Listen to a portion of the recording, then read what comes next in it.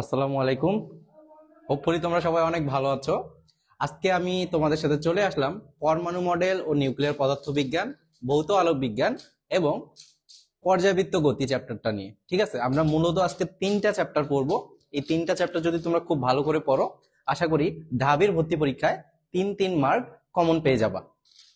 So দেরি না করে তোমরা যারা যারা এই মুহূর্তে লাইভটি দেখতেছো তারা তোমাদের ফ্রেন্ডদেরকে মেনশন দিয়ে দাও এবং তোমাদের প্রোফাইল থেকে শেয়ার করে দাও। আমিও একটু দেখি এবং আমিও শেয়ার করে দিই। ঠিক আছে, সো তোমরা আসলে যারা যারা এই মুহূর্তে আসো তোমাদের কাজ হচ্ছে ভাইয়া কি, একটু লাইভটা শেয়ার করে দেওয়া। আমিও আসলে শেয়ার করে দেওয়ার চেষ্টা করতেছি এবং তোমরা কমেন্টসে একটু আমাকে জানিয়ে দাও যে তোমরা আসলে ঠিকভাবে শুনতে পাচ্ছ কিনা। যদি সবকিছু ঠিকঠাক থাকে তাহলে আমরা এখনই শুরু করব।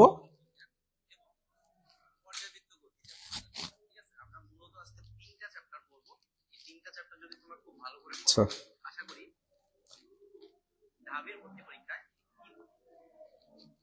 গ্রুপগুলোতে দেওয়া হয়নি না? আচ্ছা, গ্রুপগুলোতে দিয়ে দিই। ঠিক আছে,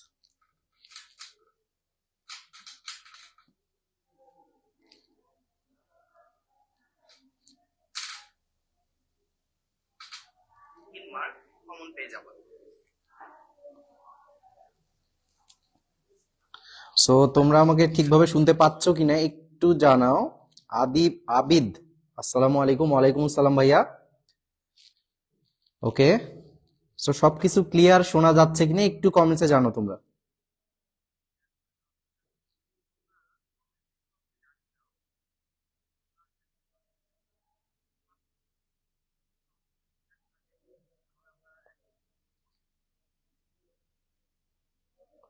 আচ্ছা, ঠিক আছে।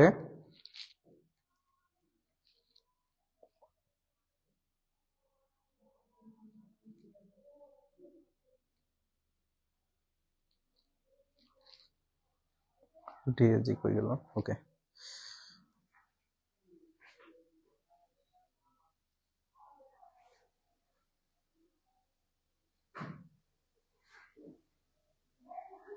আচ্ছা ঠিক আছে, তোমাদের সব জায়গায় আসলে আমি লিংকটা দিয়ে দিয়েছি, তোমরা দ্রুত জয়েন করে ফেলো। আমরা 1 মিনিটের মধ্যে আসলে শুরু করে ফেলবো।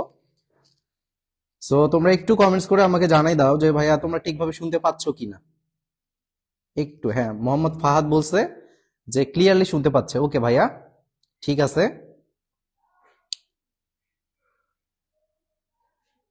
ওকে, তো তাহলে আমরা এখন চাইলে কিন্তু শুরু করে দিতে পারি। তো আজকে চ্যাপ্টার যেগুলো পড়বো অনেক ছোট ছোট চ্যাপ্টারগুলো অনেক ছোট, ঠিক আছে, but very very important.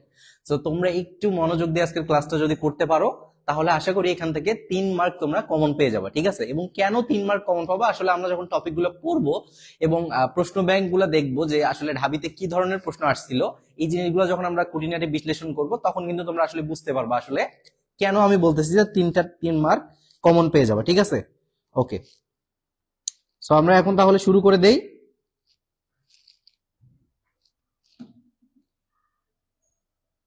So প্রথমেই আমরা যে চ্যাপ্টারটা পড়বো সেটা হচ্ছে পরমাণু মডেল এবং হচ্ছে নিউক্লিয়ার পদার্থবিজ্ঞান। ঠিক আছে, ওকে।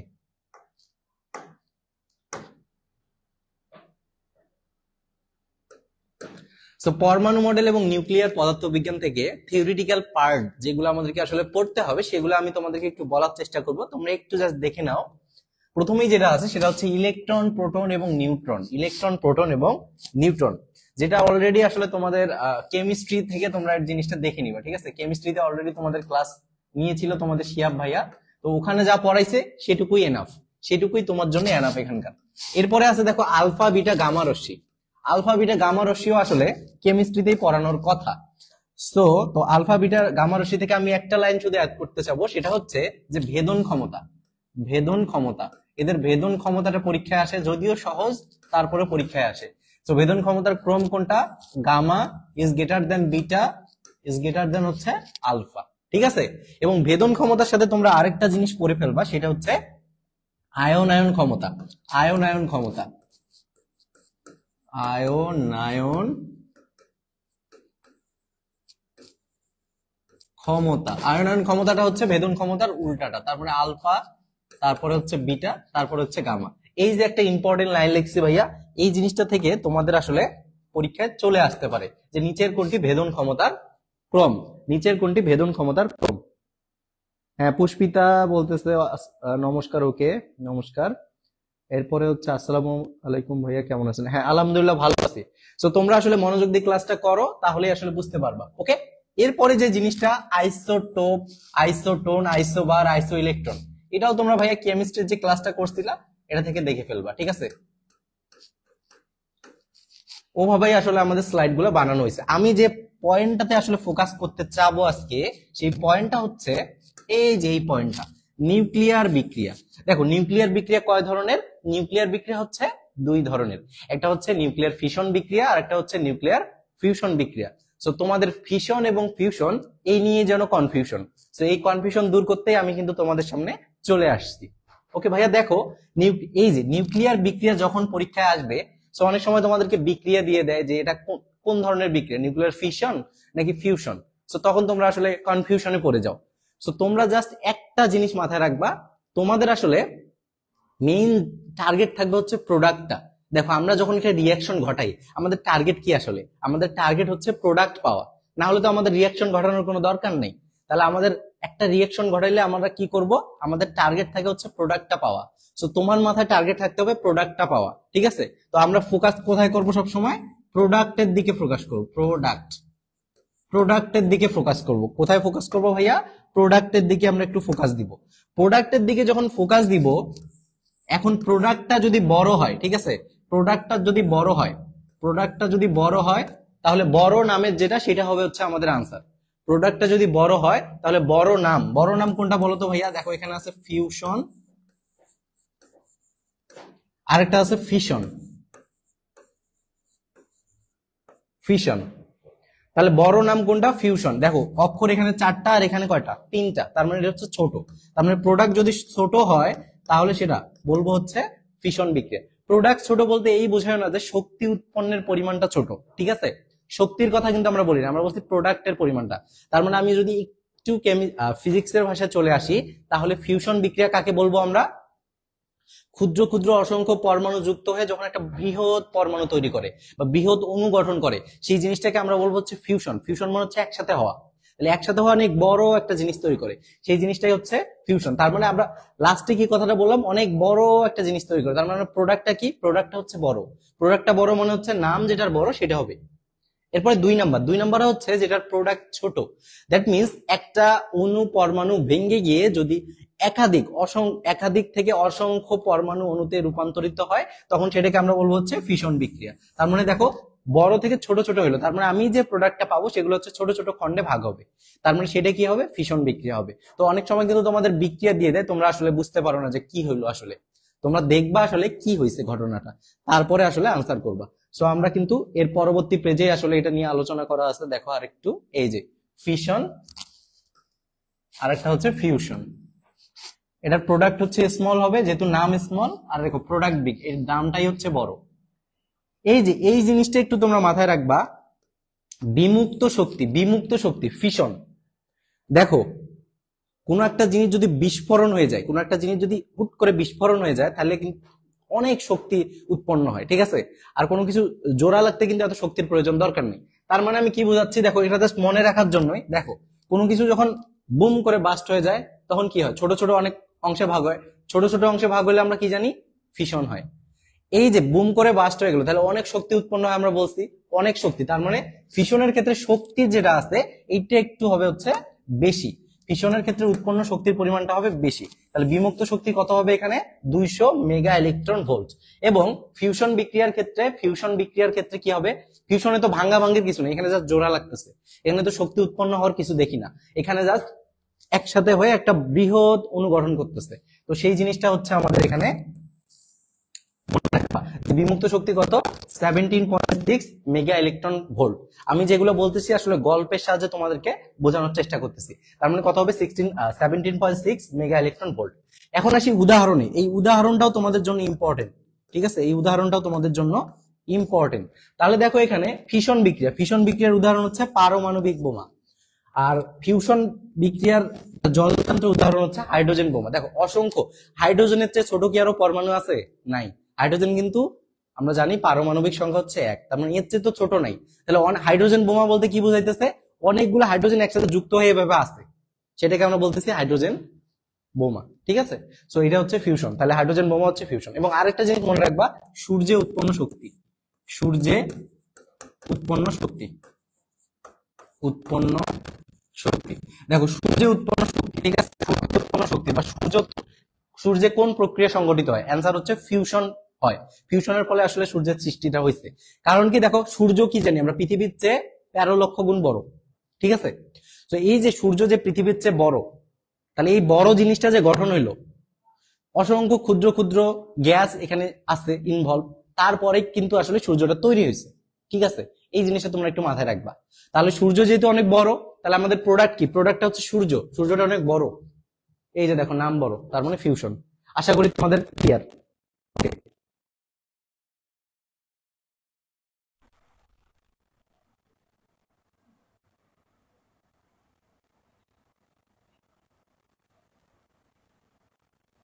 ঠিক আছে, কথা ক্লিয়ার কিনা?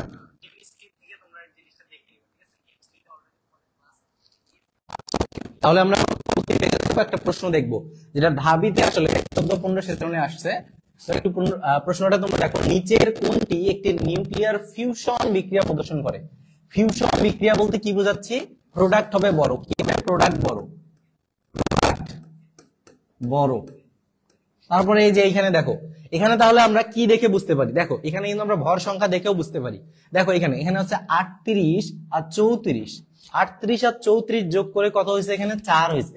তার মানে এখানে কিন্তু দুইটা যোগ হইলেও আসলে আলফা কণা বের হয়ে গেছে। ঠিক আছে, আলফা কণা, এখানে হচ্ছে আলফা কণা হবে দ্বিধাত্মক হিলিয়াম নিউক্লিয়াস। তো দেখো এখানে আলফা কণা বের হয়েছে, এটা বোঝাইছে, বাট বাকি প্রোডাক্ট কি এটা কিন্তু তোমাকে বলে নাই। তার মানে এটা কিন্তু আসলে ফিউশন বিক্রিয়ার মধ্যে পড়লো না। কারণ কি, 38 আর 34 যোগ হয়ে 4 হয়েছে, এটা কি সম্ভব?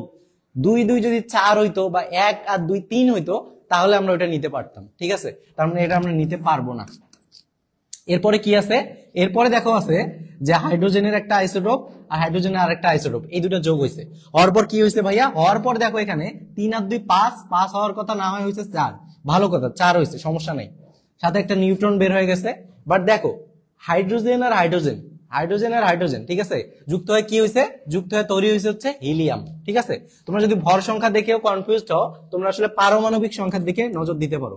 পারমাণবিক সংখ্যা, পারমাণবিক সংখ্যা, এই যে পারমাণবিক সংখ্যাটা গণনা করলে আমাদের এই জিনিসটা ক্লিয়ার।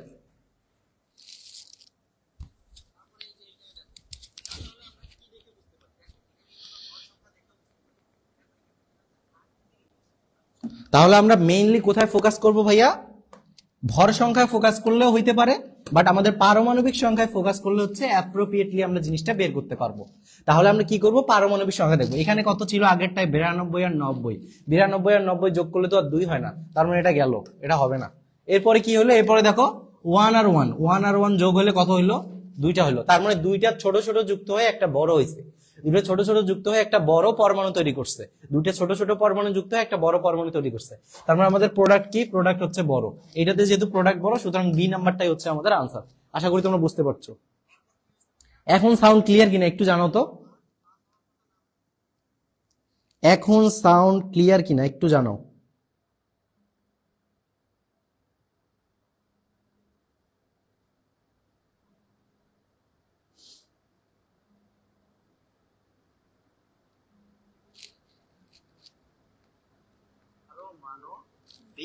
এখন সাউন্ড ক্লিয়ার কিনা? যারা লাইভে আছো একটু আমাকে জানাই দাও।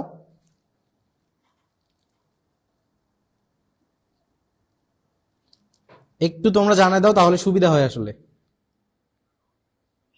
এখন সাউন্ড ক্লিয়ার কিনা? যারা লাইভে আছো একটু।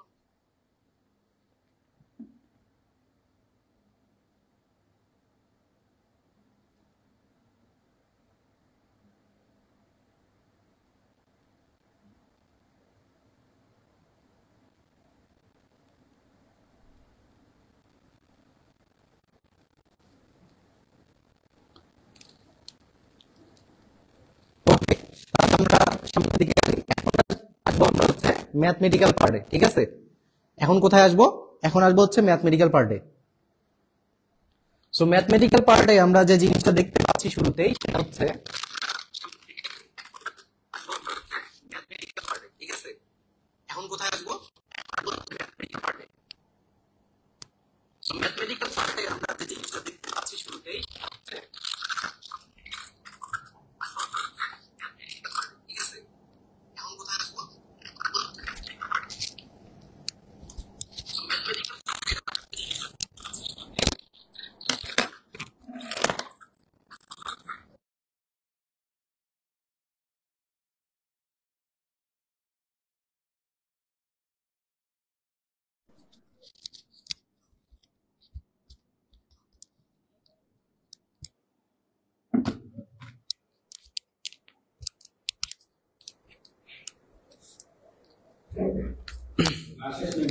না না, ওই যে ইয়াতে সমস্যা হয়েছে একটু, এটা নাকি শব্দ করতেছে অনেক। আরেকটা করি, তোমরা একটু ওয়েট করো আসলে।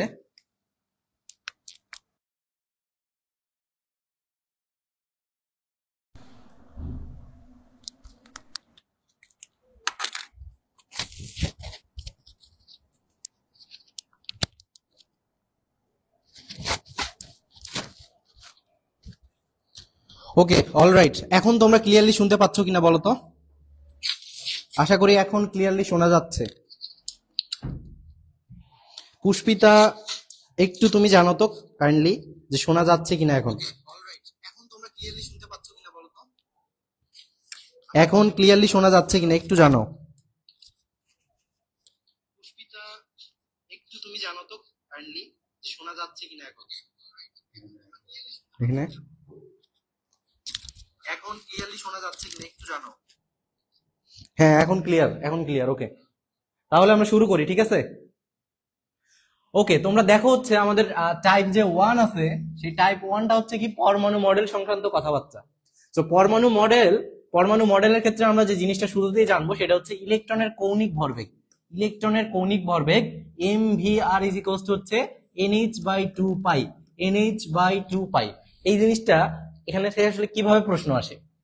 এখান থেকে বলে যে চতুর্থ কক্ষপথের জন্য ইলেকট্রনের কৌণিক ভরবেগ কত, যেখানে এনটা হচ্ছে কক্ষপথ, এনটা কি কক্ষপথ নাম্বার, কক্ষপথ নম্বর, কত নম্বর কক্ষপথ সেইটা। তাহলে চতুর্থ কক্ষপথ যদি বলে তাহলে কি বলবো আমরা, 4h বাই হচ্ছে 2 পাই। তার মানে এটা কাটা যাবে, তাহলে 2h বাই পাই হবে। এটাই হবে আমাদের তখন আনসার। এই যে এই সিম্পল কোশ্চেনটাও তোমাদের কিন্তু পরীক্ষায় আসে এখান থেকে। এরপরে আমরা তিনটা জিনিস শিখবো, যে জিনিস থেকে আসলে তোমরা খুব ইজিলি শক্তি, তারপরে হচ্ছে পরমাণুর যে ব্যাসার্ধ, এসব বের করে ফেলতে পারবা, ঠিক আছে? তো দেখো, প্রথমে হচ্ছে এন তম কক্ষপথে ইলেকট্রনের বেগ, এন তম কক্ষপথে ইলেকট্রনের বেগ। তার আগে বলে রাখি, এগুলো আমরা যা শর্টকাট পড়তেছি সব হাইড্রোজেন পরমাণুর জন্য, হাইড্রোজেন পরমাণুর জন্য পড়তেছি, হাইড্রোজেন পরমাণুর জন্য পড়তেছি, হাইড্রোজেন পরমাণুর জন্য। তাহলে ভাইয়া অন্য পরমাণুগুলা কি দোষ করছে? অন্য পরমাণু আসলে দোষই করছে, কারণ অন্য পরমাণুগুলা ক্যালকুলেটর ছাড়া করা যায় না, ক্যালকুলেটর ছাড়া করা অনেক টাফ। যার কারণে কখনোই আসলে অন্য পরমাণু দিয়ে তোমাদের এখনো ভর্তি পরীক্ষার ইতিহাসে প্রশ্ন আসে নাই, এবং আসার সম্ভাবনাও নাই বললেই চলে। সো আমরা পড়বো সব হাইড্রোজেন পরমাণুর জন্য শর্টকাট করবো। হচ্ছে v1/n, v1/n, v1/n, v1/n, ঠিক আছে, v1/n। ওকে, তার মানে আমরা হাইড্রোজেন পরমাণুর প্রথম কক্ষপথের বেগটা যদি মুখস্থ করে ফেলি, তাহলে ইনপুট দিলে আমরা করে ফেলতে পারবো। তাহলে এটা কত, 22.8 × 10⁵ তার মানে আমি যেটা মনে রাখতে বলবো সেটা হচ্ছে vn is equals two 22.8 into হচ্ছে 10⁵ ডিভাইডেড বাই n। যেটাই সেটাই এখানে জাস্ট n বসাই দিবা, হয়ে যাবে, ঠিক আছে? তাহলে হয়ে যাবে।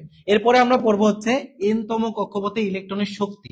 n তম কক্ষপথে ইলেকট্রনের শক্তি, এটা হচ্ছে দেখো en ইজ ইকুয়ালস টু হচ্ছে e1 divided by n square. এটা যে কোনো পরমাণুর ক্ষেত্রে, বাট হাইড্রোজেন পরমাণুর মানগুলো এইদিকে ডানে লেখা আছে, এটাই আর কি বলতে চাচ্ছিলাম।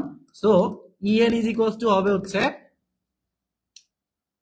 -13.6 divided by n square eV. EV হচ্ছে কি ইলেকট্রন ভোল্ট এককে, ইভি কি ভাইয়া ইলেকট্রন ভোল্ট এককে। কিন্তু তোমার পরীক্ষার অপশনে যদি জুল এককে দেওয়া থাকে তখন কি করবা? খুবই সিম্পল, খুবই সিম্পল। দেখো, যে কক্ষপথ বলবে সেটা তো এখানে এন এর জায়গায় বসাবো আমরা, বসানোর পর একটা ক্যালকুলেশন আসবে আমাদের। এখন ইলেকট্রন ভোল্টকে আমরা জাস্ট জুলে নিয়ে যাব। সো তোমাদের সুবিধার্থে বলে রাখি, 1 electron volt is equals to হচ্ছে 1.6 × 10⁻19 জুল।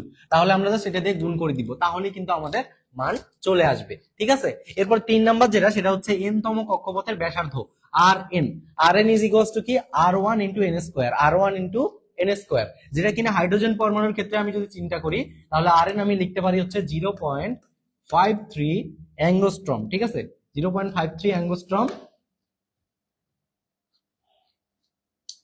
ইন্টু হচ্ছে এন স্কোয়ার, ইন্টু হচ্ছে এন স্কোয়ার। যততম কক্ষপথ বলবে তততম। কিন্তু তোমরা পরীক্ষায় বোকা হয়ে যাও কোন জায়গায় জানো? পরীক্ষায় কিন্তু বলে যে হাইড্রোজেন পরমাণুর প্রথম কক্ষপথের ব্যাসার্ধ কত, ব্যাসার্ধ না বলে কি বলবে, ব্যাস কত। যখন ব্যাস বলবে তখন কিন্তু এই জিনিসটাকে 2 দিয়ে গুণ দিতে হবে। এটা কার? এটা হচ্ছে কিন্তু R1, R1 of hydrogen, R1 of hydrogen কিন্তু হচ্ছে এটা। কিন্তু তোমাকে পরীক্ষা যদি ব্যাস বলে, তোমরা কিন্তু পরীক্ষার হলে গিয়ে এই জিনিসটা কনফিউজ হয়ে যাও, বা আসলে পরীক্ষার হলে মাথা কাজ করে না যে আমি তো ব্যাসার্ধ পড়ে আসছি 0.53 আগে দেয়, কিন্তু পরীক্ষার হল থেকে বের হয়ে দেখো আসলে কি হলো, আল্লাহ ব্যাস ছিল, এটা তো 2 দিয়ে গুণ করলে হতো, এটা তো আমি পারতাম। পারতাম বললে কিন্তু হবে না। পরীক্ষা শেষ করে তুমি যেন বলো যে আমি যা যা পারি তা দাগায় আসছি। পারতাম বলাটা হচ্ছে সবচেয়ে বড় আফসোসের কাজ। পারতাম বলে কিন্তু কোনো লাভ নাই। ঠিক আছে, সো যা যা পারো সব পরীক্ষার হলে অ্যাপ্লাই করে আসতে হবে এবং প্রশ্নগুলো খুব ভালো করে পড়তে হবে। ফিজিক্সের প্রশ্ন কিন্তু খুব পেঁচানো থাকে, সো এই জিনিসগুলো তুমি যদি ভালো করে না পড়ো, পেঁচানো বলতে বলবো যে ট্রিকই থাকে। এই যে ট্রিক একটা, এটাই একটা ট্রিক। ঠিক আছে, যেটা বললাম এটাই একটা ট্রিক। কি সেটা? ধরো তুমি ব্যাসার্ধ মুখস্থ করে গেছো, পরীক্ষা দিয়েছে ব্যাস, বাট তুমি ব্যাসার্ধ ভেবে দাগায় দিয়ে আসছো, এই তো তুমি ধরা খেয়ে গেলা। তো এই জিনিসগুলো একটু মাথায় রাখবা এবং অন্য কক্ষপথ দিলে জাস্ট ইনের মান বসাই দিবা, তাহলে আশা করি তোমাদের ক্লিয়ার। ঠিক আছে,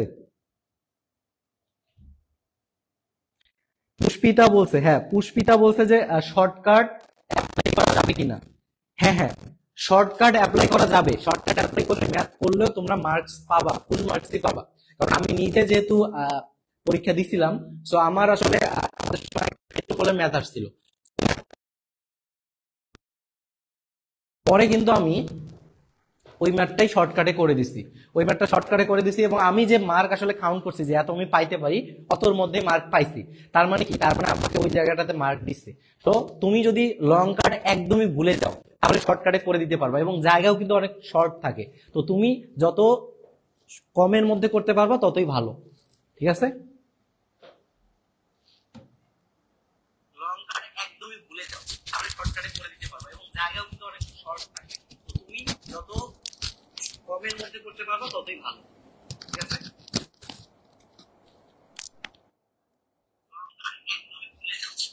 এখন শোনা যায় কিনা দেখো তো, এখন ঠিক আছে কিনা? আচ্ছা, এই সাউন্ড তো অনেক প্রবলেম করতেছে আসলে। এখন ঠিক আছে কিনা ভাইয়া? এখন শোনা যায় কিনা দেখো তো, এখন ক্লিয়ার কিনা? এখন ঠিক আছে কিনা? আচ্ছা, এই সাউন্ড তো অনেক প্রবলেম করতেছে।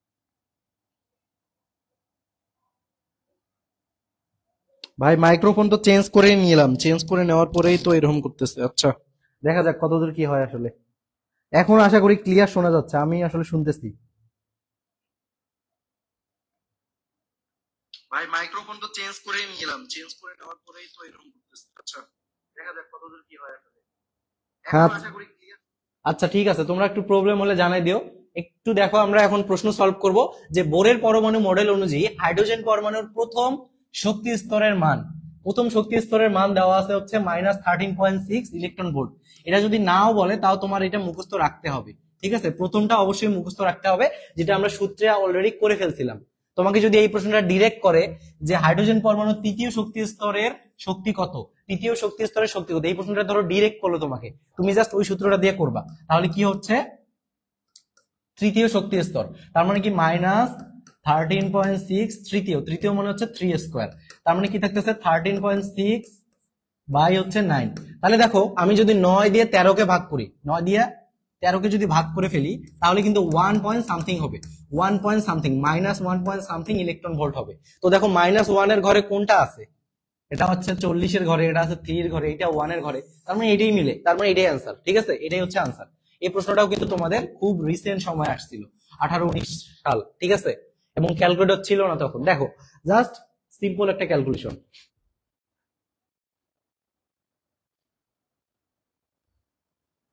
আচ্ছা, তাহলে আমরা পরবর্তীতে যাব টাইপ নাম্বার টু হচ্ছে তেজস্ক্রিয়তা, অবক্ষয় ধ্রুবক এবং হচ্ছে গড় আয়ু। এই যে টাইপটা আছে, এই টাইপটা বললাম ভেরি ভেরি ইম্পর্টেন্ট একটা type, not only for DU but সবগুলা ভার্সিটির জন্য এটা ইম্পর্টেন্ট, ঠিক আছে? Not only for DU but also সব university, all university, all. DU এর জন্য তো ইম্পর্টেন্টই, প্লাস সবগুলো ইউনিভার্সিটির জন্য এই টপিকটা ইম্পর্টেন্ট। সো তোমরা মিলাই নিও, যতদিন পরীক্ষা দিবা আমার কথা মনে পড়বে যে ভাইয়া বলছিল এই টপিক থেকে প্রশ্ন আসবে। সো পরীক্ষা দিতে গেলে তোমরা বুঝতে পারবা। ওকে, তাহলে দেখো তেজস্ক্রিয়তার ক্ষয় সূত্র, এটা হুবহু পরীক্ষায় আসে যে নিচের কোনটি তেজস্ক্রিয়তার ক্ষয় সূত্র, নিচের কোনটি তেজস্ক্রিয়তার ক্ষয় সূত্র, এই প্রশ্নটা হুবহু আসে অনেক সময় পরীক্ষায়, ঠিক আছে? হুবহু অনেক সময় পরীক্ষায় আসে। তো দেখি আসলে আমরা তেজস্ক্রিয়তার ক্ষয় সূত্রটা হচ্ছে n ইজ ইকুয়াল টু হচ্ছে n not e to the power minus lambda t, n is equal to n not e to the power minus lambda t. এখন আমরা পরিচয় করি, তাহলে n ইজ ইকুয়াল টু হচ্ছে অবশিষ্ট পরমাণুর সংখ্যা, অবশিষ্ট পরমাণুর সংখ্যা, অবশিষ্ট পরমাণুর সংখ্যা, অবশিষ্ট পরমাণুর সংখ্যা হচ্ছে কি n। n নটটা কি ভাইয়া? n নট হচ্ছে আদি পরমাণুর সংখ্যা, আদি পরমাণুর সংখ্যা, আদি পরমাণুর সংখ্যা, ঠিক আছে? আদি পরমাণুর সংখ্যা। এরপর হচ্ছে ল্যামডা কি? ল্যামডা হচ্ছে অবক্ষয় ধ্রুবক। ল্যামডাটা কি? ল্যামডা হচ্ছে অবক্ষয় ধ্রুবক। ল্যামডাটা কি? ল্যামডা হচ্ছে আমাদের অবক্ষয় ধ্রুবক,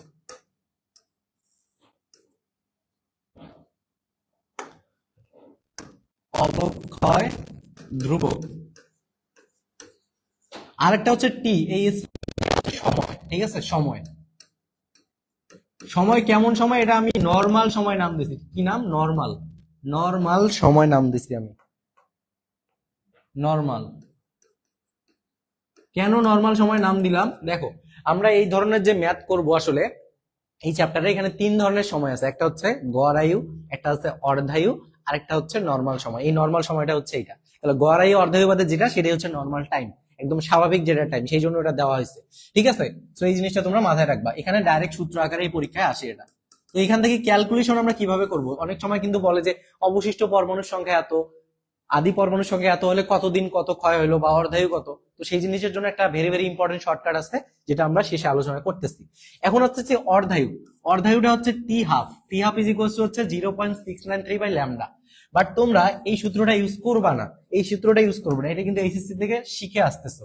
এটা ইউজ না করে তাহলে কোনটা ইউজ করবো আসলে ভাইয়া? রাইট, এটা ইউজ না করে ইউজ করবা হচ্ছে t half is equal to হচ্ছে 0.7 বাই ল্যামডা, ঠিক আছে? তো এই অধ্যায়ের ক্ষেত্রে যে জায়গাতেই তোমরা 0.693 দেখবা, সেখানে ইউজ করবা হচ্ছে 0.7, তাহলে তোমাদের ক্যালকুলেশন একদম বাটার স্মুথ হবে, ঠিক আছে? 0.7 নিয়ে যায় করবা, তাহলে ওটার কাছাকাছি যেটা আসবে সেটাই আনসার হবে। ওকে, এরপরে গড় আয়ু, এটা তো গড় আয়ু, ঠিক আছে? গড় আয়ু, গড় আয়ু হচ্ছে tau is equals to 1 by lambda. তাহলে গড় আয়ু এবং অর্ধায়ুর মধ্যে যদি আমি সম্পর্ক তৈরি করি, তাহলে কি হবে? টি হাফ ইজ ইকুয়ালস টু, তোমরা যেটা ইউজ করবে সেটা আমি লিখতেছি নিচে, টি হাফ ইজ ইকুয়ালস টু হচ্ছে 0.7 বাই হচ্ছে, সরি একটু ওয়েট করো, 0.7 ইনটু 0.7 ইনটু হবে 0.7 ইনটু টাউ। তাহলে গড় আয়ু এবং অর্ধায়ু পরস্পরের কি? এটাও পরীক্ষায় আসে, আনসার হচ্ছে পরস্পরের সমানুপাতিক। গড় আয়ু এবং অর্ধায়ু পরস্পরের সমানুপাতিক, ঠিক আছে? গড় আয়ু এবং অর্ধায়ু পরস্পরের সমানুপাতিক। ওকে, তাহলে এই পর্যন্ত আমাদের জানা থাকলে হলো। এখন আমরা যেটা শিখবো সেটা হচ্ছে শর্টকাট, এবং এই শর্টকাটটা ভেরি ভেরি ইম্পর্টেন্ট, একটু জাস্ট মনে রাখবা, ঠিক আছে? শর্টকাটটা হচ্ছে একটু স্পেশাল কালার দিয়ে লিখি আমরা, আলাদা কালার দিয়ে, তাহলে আমাদের জন্য ভালো হয়, ঠিক আছে? মনে রাখবা হচ্ছে সূত্রটা হচ্ছে 2 to the power t by t half, এটা হচ্ছে 2 এর power, 2 to the power t by t half is equals to হচ্ছে n not by n, n not by n. এগুলো সবার কিন্তু পরিচয় আমি করাই দিচ্ছি। কোনটা কি? এই টিটা হচ্ছে নর্মাল টাইম, নর্মাল টাইম। টি হাফটা কি? টি হাফটা হচ্ছে আমাদের অর্ধায়ু, অর্ধায়ু। এন নট কি? এন নট হচ্ছে আদি, আদি পরমাণুর সংখ্যা, আদি পরমাণুর সংখ্যা, আদি। আর এন কি? এন হচ্ছে অবশিষ্ট, অবশিষ্ট। অবশ্যই মনে রাখবা এনটা হচ্ছে অবশিষ্ট। তোমাদের পরীক্ষায় কিন্তু অনেক সময় বলে যে একটা পরমাণু এতদিন পর 25% ক্ষয় হলো, তার মানে আমি কিন্তু 25% দিয়ে ম্যাথ করতে পারবো না। কারণ কি? 25% ক্ষয় হয়ে গেছে, আমাকে অবশিষ্টটা বের করে আনতে হবে। দ্যাট মিনস 25% যদি ক্ষয় হয়ে যায় তাহলে 75% অবশিষ্ট আছে, সেটা ধরে আমাদেরকে ম্যাথ করতে হবে। ঠিক আছে, ওকে আমরা একটু ম্যাথ দেখি, ম্যাথ দেখলে আসলে ক্লিয়ার হয়ে যাবে। হ্যাঁ মেহরুন নিসা, ওয়ালাইকুম আসসালাম। তাহলে দেখো আমরা কি করব এখন, এই যে দেখো একটি তেজস্ক্রিয় পদার্থের অর্ধায়ু, দেখো অর্ধায়ু দেওয়া আছে, তারপরে টি হাফ দেওয়া আছে, তো 1600 দেওয়া আছে। কত সময় পরে তেজস্ক্রিয় পদার্থের 15/16 অংশ ক্ষয় প্রাপ্ত হবে? 15/16 অংশ ক্ষয় প্রাপ্ত হবে। আবার ভালো করে দেখো কি হবে, ক্ষয় প্রাপ্ত হবে। বাট আমরা কিন্তু ক্ষয় প্রাপ্ত, আমরা জাস্ট সূত্রটা আগে লিখি, 2 to the power t by t half is equals to হচ্ছে n নট বাই n। এখানে n নট কি আদি পরমাণুর সংখ্যা, আর n কি, nটা হচ্ছে অবশিষ্ট পরমাণুর সংখ্যা। বাট এখানে কি হচ্ছে, ক্ষয় প্রাপ্ত হবে। 1/16 অংশ যদি ক্ষয় হয়ে যায় তাহলে অবশিষ্ট কত থাকবে? তাহলে এক অংশ থেকে আমরা যদি 15/16 বাদ দিয়ে দিই, ঠিক আছে, সম্পূর্ণটা এক অংশ, এখান থেকে 15/16 অংশ যদি বাদ দিয়ে দেই তাহলে কত থাকবে? 1/16। 1/16 অবশিষ্ট থাকবে, অবশিষ্ট থাকবে। 1/16 অংশ কি থাকবে? অবশিষ্ট থাকবে। ঠিক আছে, এত অবশিষ্ট থাকবে। তার মানে আমাদের আদি পরমাণুর সংখ্যা কত? আদি পরমাণুর সংখ্যা কিন্তু 16। কেন? এই দেখো 1/16 অংশ অবশিষ্ট আছে, 1/16 অংশ অবশিষ্ট আছে মানে কি, 16 ভাগের 1 ভাগ অবশিষ্ট আছে। তার মানে আমি কাজ শুরু করছিলাম কত নিয়ে? 16 ভাগ নিয়ে, 16 আনা নিয়ে শুরু করছিলাম, আছে আমার 1 আনা, সেটাকে বোঝায় হচ্ছে 1/16। দ্যাট মিনস এটা কিন্তু এখানে উল্টায় যাবে। তাহলে আমি 2 to the power t by হচ্ছে টি হাফের মান কিন্তু দেওয়া আছে, কত দেওয়া আছে? 1600। ওকে, 1600 ইজ ইকুয়ালস টু হচ্ছে n নট বাই n। তাহলে n নট এর মান এখানে কত? n নট এর মান হচ্ছে 16 আর ডিভাইডেড বাই হচ্ছে 1। এখন দেখো আমি যদি 2, এই 2টাকে যদি আমি রিমুভ করতে চাই নিচ থেকে, বেস থেকে যদি রিমুভ করতে চাই তাহলে এইদিকে 2 এর পাওয়ার কিছু একটা বানাইতে হবে। তাহলে খুবই সিম্পল, এখানে t বাই 1600 2 টু দি পাওয়ার, এই জায়গায় দেখো 2 টু দি পাওয়ার 4 লেখা যায়, 2 টু দি পাওয়ার 4 মানে হচ্ছে 16। তার মানে এই টু বাদ যায় তখন, তার মানে t সমান কি থাকে? 1600 ইন্টু 4। আমরা জানি কি 4 16 64, তাহলে 6400 এত ইয়ার, এত ইয়ার। তাহলে আমাদের কয় নাম্বারে এটা অপশন? D number. সুতরাং ডি নাম্বারটাই হচ্ছে আনসার। আশা করি তোমাদের ক্লিয়ার। যদি ক্লিয়ার হয়ে থাকে একটু তোমরা সি লিখে জানাই দাও তো, একটু সি লিখে জানাই দাও, যারা আছো একটু কমেন্টসে সি লিখে জানাই দাও। ওকে, আমরা পরবর্তীতে যাব, আমি কমেন্টসও দেখবো তোমাদের, প্লাস আমি একটু সামনের দিকে আগাবো। সো এই যে এরই মধ্য দিয়ে কিন্তু আমাদের ঢাকা বিশ্ববিদ্যালয়ে আসার মতো এবং বিগত বছরে যে টাইপ থেকে প্রশ্ন আসছিল সেই টাইপগুলো অ্যানালাইসিস করে পড়া শেষ। তার মানে পরমাণু মডেল থেকে এই জিনিসগুলো যদি তোমরা খুব ভালো করে পড়ো তাহলে কিন্তু হয়ে যাচ্ছে। সো পরমাণু মডেল তোমাদের শেষ, বাকি যে একটা টাইপ আছে তোমরা জাস্ট একটু দেখে নিবা তাহলেই হবে, ঠিক আছে। বাট এই টাইপগুলো হচ্ছে ঢাবির জন্য মোস্ট ইম্পর্টেন্ট। শুধু ঢাবি না, এই যে টাইপটা করাইছে, এই যে শর্টকাটটা, এটা দিয়ে তোমরা যদি 5 জায়গায় এডমিশন দাও ভাইয়া, 3 জায়গায় এখান থেকে ম্যাথ আসবে, বলে দিলাম, ঠিক আছে। সো এই জিনিসটা খুবই ইম্পর্টেন্স দিয়ে শিখবা। ওকে, সো আমরা এখন পরবর্তী চ্যাপ্টার দেখব, সেটা হচ্ছে ভৌত আলোক বিজ্ঞান। সো ভৌত আলোক বিজ্ঞান থেকে মেইনলি যে প্রশ্নটা হয় ভর্তি পরীক্ষা, সেটা হচ্ছে থিওরিটিক্যাল পার্ট থেকে এখানে প্রশ্ন আসার সম্ভাবনা বেশি। সো আমি তোমাদেরকে কিছু থিওরি দেখানোর চেষ্টা করব এবং তোমরা বাদ বাকিগুলো একটু তোমরা বই থেকে কাইন্ডলি পড়ে ফেলবা, এবং পাশাপাশি যে ম্যাথগুলো দরকার সেগুলো আমি তোমাদেরকে আজকে দেখানোর চেষ্টা করব। ওকে, তাহলে আমরা ভৌত আলোক বিজ্ঞানটা শুরু করব। ভৌত আলোক বিজ্ঞানের শুরুতেই যে টপিকটা আছে সেটা হচ্ছে এই যে এটা, এবং এইটা তোমরা সারাদিন আসলে সাপের মন্ত্রের মতো মুখস্থ করতে থাকবে এই চারটা। এটা কি আসলে? এটা আসলে বিভিন্ন আলোক তত্ত্ব, ঠিক আছে। যখন আমরা আলোক বিজ্ঞান পড়তে আসি বিভিন্ন আলোক তত্ত্ব আমাদেরকে পড়তে হয়। সো এই জিনিসটা পড়ার সময় তোমরা আসলে সাপের মন্ত্রের মতো মুখস্থ করো না, আজকে থেকে আসলে সাপের মন্ত্রের মতো মুখস্থ করতে হবে না। আমি তোমাদেরকে আসলে দেখাবো তোমরা কিভাবে আসলে 10 মিনিট বা 5 মিনিট সময় ব্যয় করলেই আসলে এই জিনিসটা তোমরা পড়ে ফেলতে পারো, ঠিক আছে। তো এইটার জন্যই আমি তোমাদের সাথে আসছি আসলে। তো চলো শুরু করা যাক। তো প্রথমেই যে টপিকটা আসে সেটা হচ্ছে থিওরিটিক্যাল পার্টে আলোর বিভিন্ন তত্ত্ব। এখান থেকে প্রশ্ন আসে কি আসলে সেটা আগে বলি। 1 নম্বর প্রশ্ন আসলে কোন তত্ত্বের আবিষ্কারক কে? 1 নম্বর কথা কি, কোন তত্ত্বের আবিষ্কারক কে। 2 নম্বর কথা যে কোনটা ব্যাখ্যা করা যায়, কোন তত্ত্ব দিয়ে কোনটা ব্যাখ্যা করা যায় বা যায় না, যায় নাটাও আসে। তাহলে আমরা যদি যায়টা পড়ি তাহলে যায় না কোনটা এটা আমরা বুঝতে পারবো অটোমেটিক্যালি, ঠিক আছে। যায় নাটা অটোমেটিক্যালি আমাদের চলে আসবে মাথায়।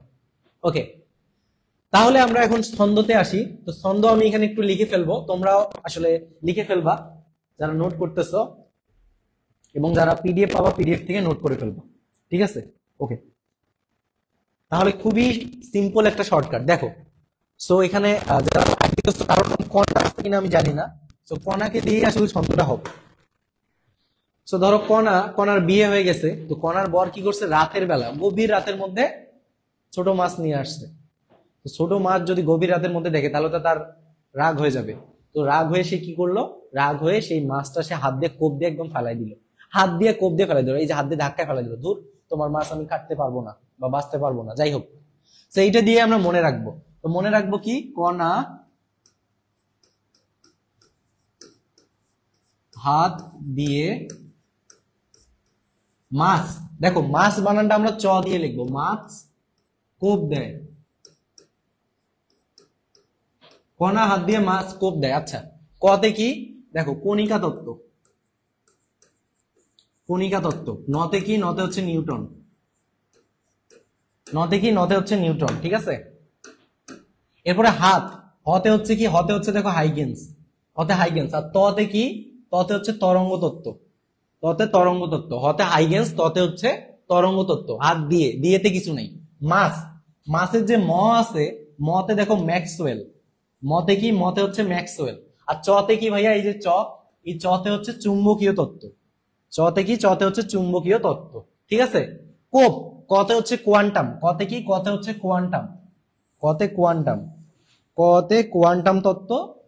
আর পতে হচ্ছে প্লাঙ্ক। তো এখন তোমাদের মনে হচ্ছে আসলে আমি ক খ পড়াচ্ছি, 1-2 বাচ্চাকে পড়াচ্ছি, বাট 1-2 বাচ্চা দিয়ে আমরা এটা মনে রাখতে পারবো কিনা বলো, একটু কমেন্টে যা জানাও হয়েছে কিনা।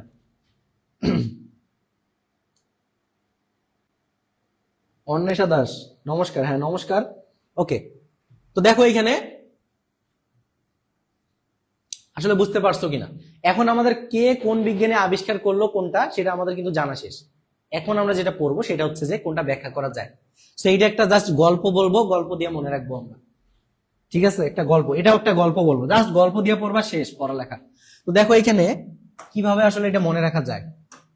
এইদিকে আসি আমি, এইদিকে এইটা আছে, এইদিকে এই কয়টা আছে, এখানে একটা আছে, আর এখানে এই কয়টা আছে। আচ্ছা ভালো কথা। তো দেখো প্রথমে হচ্ছে নিউটন, প্রথমে হচ্ছে নিউটনের কণিকা তত্ত্বতে আসি আমরা। তো ভাইয়া তোমরা যখন আসলে এসএসসি পর্যন্ত পড়ছিলা, ঠিক আছে, এসএসসি পর্যন্ত আমরা আসলে তেমন বিজ্ঞানীর নাম কিন্তু শুনি নাই, আর শুনলেও তাদের পড়ালেখা নিয়ে পড়ালেখা করি নাই, মানে তাদের যে সূত্র সেগুলো নিয়ে আমরা কিন্তু পড়ি নাই। আমরা এসএসসি তে আসলে পড়ি হচ্ছে ধরো কুলম্বের সূত্র আর নিউটনের সূত্র, এই দুটাই আসলে বেশি পড়ি, অথবা গ্যালিলিওর নাম শুনি। বাট আমরা বেশি যেটা শুনি সেটা হচ্ছে নিউটনের নামটা, ঠিক আছে। তাহলে এসএসসি পর্যন্ত আমরা ধরে রাখলাম নিউটনের নাম শুনি। তার আগে বলো এইখানে যে বিজ্ঞানীগুলোর নাম আছে তাদের মধ্যে কোনটার নাম এসএসসি পর্যন্ত শিখছি, শিখছি হচ্ছে নিউটনের নামটা। তাহলে নিউটনের নাম শুনছি হচ্ছে এসএসসি পর্যন্ত এই 4টা বিজ্ঞানীর মধ্যে। এদের নাম কিন্তু ভুলেও শুনি নাই আমরা, ঠিক আছে, এদের নাম ভুলেও শুনি নাই, আমরা শুনছি নিউটনের নাম এসএসসি পর্যন্ত। তাহলে এসএসসি পর্যন্ত আমরা কি কি পড়ে আসছি সেগুলোই আসলে নিউটনের সূত্র দিয়ে ব্যাখ্যা করা যায়। তাহলে আসো, প্রথমে আসো। প্রথমে আমরা যখন 4-5 এর দিকে ছিলাম আমাদের আলো সরলরৈখিক গতি আমাদেরকে পড়াইছিল, এটা একটা। আর এসএসসি সিলেবাসে আছে কি কি, প্রতিফলন আর প্রতিসরণ, এই 3টা জিনিস কিন্তু আমরা এসএসসি পর্যন্ত কভার করে আসছি। তার মানে আমার এসএসসি মনে রাখলে কিন্তু শেষ। এসএসসি তে কার নাম শুনছি, নিউটনের নাম শুনছি। নিউটন কোন তত্ত্ব দিছে, কণিকা তত্ত্ব দিছে। কণিকা তত্ত্ব দ্বারা এসএসসি সিলেবাস পর্যন্ত ব্যাখ্যা করা যায়। তারপরে 2 নম্বরে আসো। 2 নম্বরে দেখো হাইগেন্স, 2 নম্বরে আছে হাইগেন্স। হাইগেন্সের নাম এইচ দিয়ে শুরু, এইচ, হাইগেন্সের নামে কিন্তু এইচ আছে। তার মানে আমি এখানে লিখতে পারি এইচএসসি। তার মানে এইচএসসি সিলেবাসে যা আছে, এইচএসসি সিলেবাসে যা আছে, ঠিক আছে, সেই জিনিসটা আমরা পড়তেছি। কিন্তু এখানে একটা কিন্তু আছে। তার আগে এই যে এখানে দেখো আমরা আরেকটু তোমাকে ঘুরাই নিয়ে আসতে চাই এখান থেকে। দেখো মাস, এই যে মাস আছে, মাসটাকে আমি মাস লিখলাম। তাহলে মতে হবে কি, মতে হবে হচ্ছে ম্যাক্সওয়েল, আর শতে হচ্ছে সমবর্তন হবে। দেখো তার মানে এইচএসসি সিলেবাসের একটা জিনিস অলরেডি তোমার কে ম্যাক্সওয়েল নিয়ে নিছে। তার মানে এইচএসসি তে আমরা আলোর কি কি পড়ি, আলোর পড়ি হচ্ছে প্রতিফলন, প্রতিসরণ, ব্যতিচার, অপবর্তন। তার মানে এই 4টাই ব্যাখ্যা করা যায়, এইচএসসি তে যা পড়ি তাই ব্যাখ্যা করা যায়। মাঝখান থেকে সমবর্তন পড়ি, বাট সমবর্তনটা নিয়ে গেছে কোন বিজ্ঞানী, সমবর্তনটা এই যে ম্যাক্সওয়েল নিয়ে চলে গেছে। তার মানে আমাদের 3টা ক্লিয়ার। এই 3টা বাদে বাকি যা আছে সব ব্যাখ্যা করে প্লাঙ্ক, ঠিক আছে। তার মানে অপশনে কিন্তু এগুলোর মধ্যেই থাকবে। তার মানে কি হলো, প্রথমটা হচ্ছে এসএসসি সিলেবাসে যা আছে, 2 নাম্বারটা হচ্ছে এসএসসি সিলেবাসে যা আছে শুধুমাত্র সমবর্তন বাদে, এবং 4 নাম্বার যেটা প্লাঙ্কের তত্ত্ব দিয়ে বাকি সবগুলো ব্যাখ্যা করা যায়। এগুলা বাদে যা আছে সব। তার মানে আমাদের 4টা জিনিস ক্লিয়ার। তাহলে ডান কিনা তোমরা একটু জানাও তো। সব কিন্তু পড়া শেষ।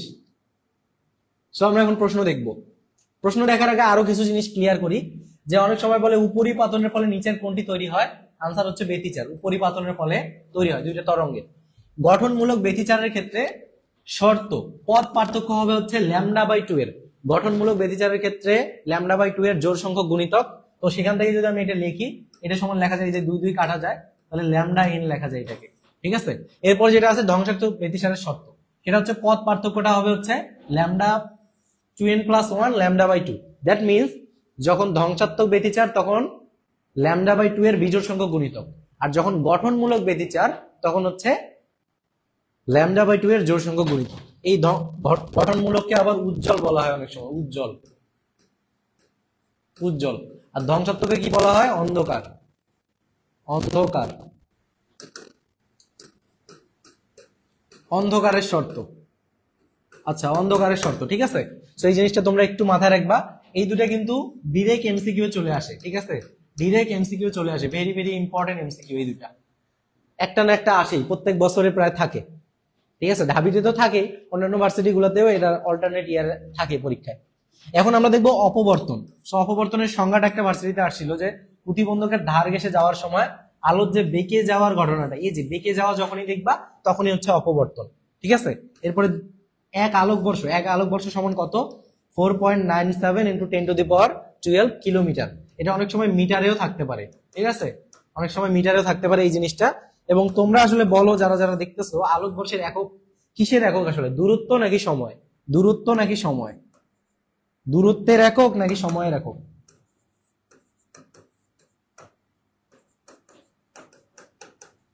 কিসের একক এটা?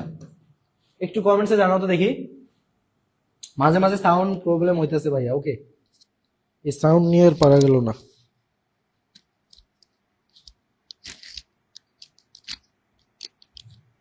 আলোকবর্ষ কিসের একক একটু বলো, কমেন্টসে জানাও।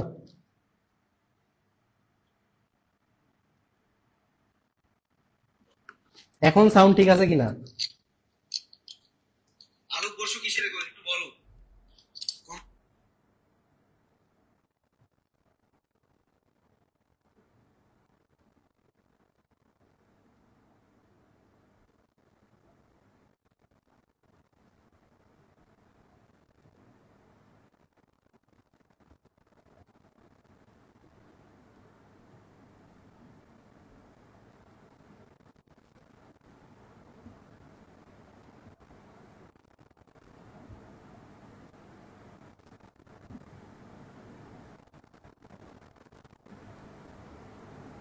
তোমরা একটু জানাও এখন সাউন্ড ঠিক আছে কিনা। এখন সাউন্ড ঠিক আছে কিনা? ওকে, অলরাইট। এখন আমরা পরবর্তীতে যাব। তাহলে এটা তোমাদের কাছে প্রশ্ন ছুড়ে দেওয়া থাকলো, এটা আসলে আলোকবর্ষ দূরত্বের একক, ঠিক আছে, দূরত্ব, নট টাইম। আচ্ছা, আমরা পরবর্তীতে আগাবো। এখন কোনটি তড়িৎচুম্বকীয় তরঙ্গ নয়? তাহলে তোমাদেরকে তড়িৎ চুম্বকীয় তরঙ্গটা পড়ে ফেলতে হবে, ঠিক আছে। তড়িৎ চুম্বকীয় তরঙ্গের উদাহরণ, তড়িৎ চুম্বকীয় তরঙ্গ।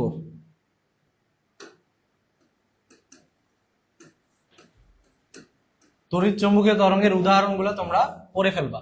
তাহলে তড়িৎ চুম্বকীয় তরঙ্গ আমি এখানে যদি বলি, এখানে হচ্ছে আল্ট্রাসাউন্ড, বাকি সবগুলোই তড়িৎ চুম্বকীয় তরঙ্গ। তাহলে 9 হচ্ছে আল্ট্রাসাউন্ড, ঠিক আছে। এটা কিন্তু 17-18 সালে আসছিল ঢাবিতে। এরপরে আমরা যেটা আছে সেটা এখানে আসলে প্রশ্নটা কালো হয়ে গেছে কেন?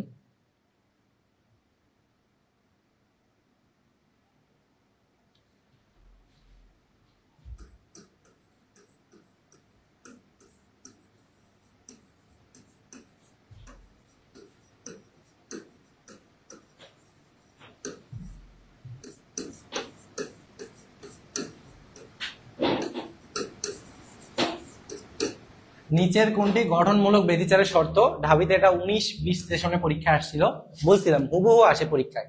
তাহলে আমরা দেখবো হচ্ছে λ/2 এর জোড় সংখ্যক গুণিতক। এই যে এইখানে দেখো, এটা হচ্ছে বিজোড়, এখানে কি এটাও বিজোড় বা ফ্র্যাকশন, এটা ফ্র্যাকশন, নট বিজোড়, এটা হচ্ছে ফ্র্যাকশন বা অন্যান্য মান দিবে, বিভিন্ন সময় বিভিন্ন মান দিবে, এটা নেওয়া যাবে না। এখানে দেখো λn, তাহলে আমরা কিন্তু একটু আগে পড়ছিলাম যে ল্যামডা বাই 2 এর জোড় সংখ্যক দ্যাট মিন্স 2/n এটা কাটলে কত হয় n, তাহলে ল্যামডা n। তাহলে এই যে ল্যামডা n পাইছি এখানে, তার মানে বি নাম্বারটাই হচ্ছে আমার आंसर। ঠিক আছে, ওকে। না ডি নাম্বার না, ডি নাম্বার না, आंसर হবে হচ্ছে বি নাম্বারটা। পুষ্পিতা, आंसर হবে বি নাম্বারটা। ওকে,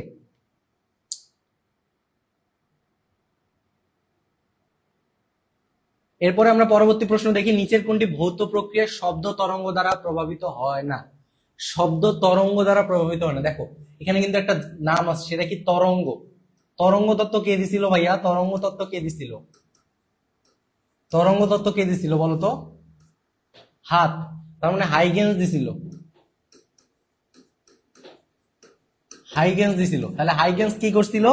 এইচএসসি কে ব্যাখ্যা করছিল পুরাটাকে, পুরা এইচএসসি সিলেবাস হাইগেন্স ব্যাখ্যা করছিল এইচএসসি, শুধুমাত্র সমবর্তন করে নাই, সমবর্তন বাদে। তাহলে এইচএসসি সিলেবাসে যা আছে সব সমবর্তন বাদে, সমবর্তন বাদে। তার মানে দেখো প্রতিসরণ, অপবর্তন, ব্যতিচার আছে। এই যে সমবর্তন, হাইগেন্স কিন্তু সমবর্তনকে ব্যাখ্যা করতে পারে নাই। তার মানে দেখো তরঙ্গ দ্বারা প্রভাবিত হয় না। তরঙ্গ বলতে বোঝাচ্ছে তরঙ্গ তত্ত্ব দ্বারা প্রভাবিত হয় না, তার মানে তরঙ্গ তত্ত্ব দ্বারা প্রভাবিত হয় না হচ্ছে সমবর্তন, ব্যাখ্যা করা যায় না। এখান থেকে আমরা এটা মনে রাখতে পারি। ঠিক আছে, খুবই সিম্পল।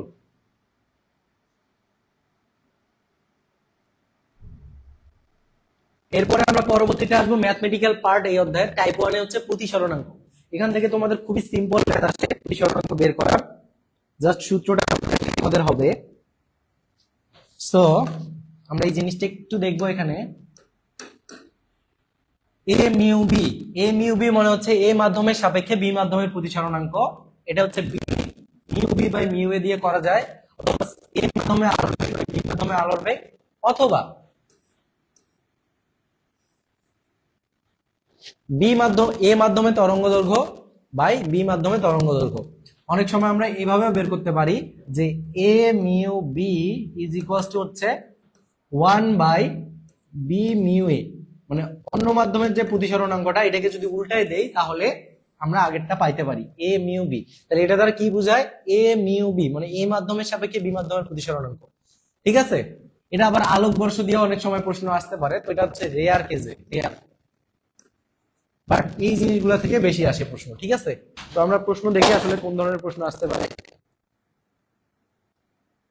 দেখো বায়ুতে আলোর বেগ দেওয়া আছে কত? বায়ুতে আলোর বেগ হচ্ছে 10⁸ মিটার পার সেকেন্ড। এটা যদি দেওয়া নাও থাকে তাও আমাদেরকে জানতে হবে। ঠিক আছে, বায়ুর সাপেক্ষে কাচের প্রতিসরণাঙ্ক 1.5 হলে কাচে আলোর বেগ কত হবে? কার সাপেক্ষে কার? বায়ুর সাপেক্ষে কাচ। তার মানে আমি বায়ুকে ধরলাম এ তে এয়ার আর জি তে ধরলাম গ্লাস, তার মানে এ মিউ জি। এটা দ্বারা কি বোঝায়? ওয়েট, তোমরা একটু ওয়েট করো। হ্যাঁ, এ মিউ জি দ্বারা কি বোঝাবে? এ মিউ জি দ্বারা বোঝাবে হচ্ছে এ মাধ্যমের সাপেক্ষে, সরি এয়ার মাধ্যমের সাপেক্ষে গ্লাস মাধ্যমে প্রতিসরণাঙ্ক কত দেওয়া আছে? 1.5 দেওয়া আছে। এখন এই সূত্রটা আমরা কনভার্ট করি। এটা সমান কি জানি? যেহেতু আলোর বেগ বলছে, এ মাধ্যমে আলোর বেগ ডিভাইডেড বাই হচ্ছে বি মাধ্যমে আলোর বেগ ইজ ইকুয়ালস টু হচ্ছে 1.5। তাহলে কি হবে ভাইয়া? এখানে দেখো তো তোমরা, সি এ আর মাধ্যমে দেওয়া আছে 3 × 10⁸, আর সিবি বের করতে বলছে। তার মানে কি হবে? এই 1.5 এখানে ভাগ হয়ে যাবে আর এখানে হচ্ছে সিবি তে থাকবে। ঠিক আছে, এই হলো কাহিনী এখানে। তাহলে কি হবে আলটিমেটলি? এখানে কাটলে হবে 2, তার মানে 2 × 10⁸ metre per second, C B is equals to, এটাই হচ্ছে আমাদের আনসার। তাহলে আমরা এখন দেখি কোথায় আছে 2 × 10⁸ মিটার পার সেকেন্ড, তার মানে আমাদের সি নাম্বার অপশনটাই হচ্ছে আনসার। হ্যাঁ পুষ্পিতা, তুমি যে আনসার দিছো সেটা ঠিক আছে। ওকে, ডি নাম্বারটা আগের আনসার ছিল, তো ওটা আসলে পরে আসছে এখানে। এবার হচ্ছে 2 নাম্বার যেটা টাইপ করব সেটা হচ্ছে ইয়ং এর দ্বি চিরের পরীক্ষা। সো ইয়ং এর দ্বি চিরের যে পরীক্ষাটা আছে এখানে আমাদের যে জিনিসটা পড়তে হবে সেটা হচ্ছে এক্সএন। এক্সএন কি? n-তম উজ্জ্বল ডোরার দূরত্ব, n-তম উজ্জ্বল ডোরার দূরত্ব।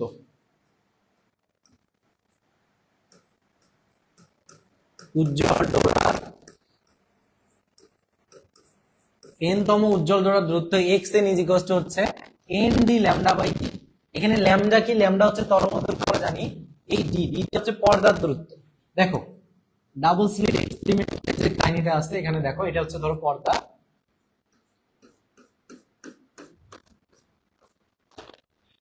ধরো যে এখানে সাদা কালো হবে আর কি।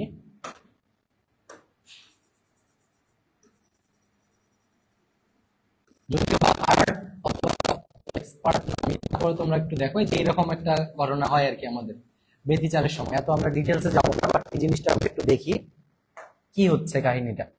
তার মানে এই যে এইখানে এখানে কয়টা চির আছে? একটা চির, দুইটা চির। এই চির দ্বয়ের যে মধ্যবর্তী দূরত্ব এটা হচ্ছে ডি। এখানে লেখা আছে চির বা বেদের মধ্যবর্তী দূরত্ব, ঠিক আছে? এই দুটো চিরের মধ্যবর্তী দূরত্ব। এরপরে যেটা আছে সেটা হচ্ছে পর্দার দূরত্ব। এই যে এটা হচ্ছে আমাদের পর্দা, আর এটা হচ্ছে আলোক উৎস। তার মানে এই পর্দার দূরত্বটা হচ্ছে ক্যাপিটাল জি, ঠিক আছে? পর্দার দূরত্ব হচ্ছে ক্যাপিটাল ডি। আর এন হচ্ছে যততম উজ্জ্বল ডোরা বা অন্ধকার ডোরা আমরা বের করতে চাই সেটা, ঠিক আছে? ওকে, তাহলে এই পর্যন্ত আমাদের জানলেই হইলো। সো এটা থেকে তোমাদের ম্যাথ আসে পরীক্ষায়। সো তোমাদেরকে পরীক্ষায় যদি কোনো কিছু না বলে যে উজ্জ্বল ডোরা নাকি অন্ধকার ডোরা, যদি বলে এন তম ডোরার দূরত্ব কত, তখন তোমরা জাস্ট এই সূত্রটা দিয়েই করবা। জাস্ট কোনটা দিয়ে করবা? এই সূত্রটা দিয়েই করে ফেলবা, ঠিক আছে?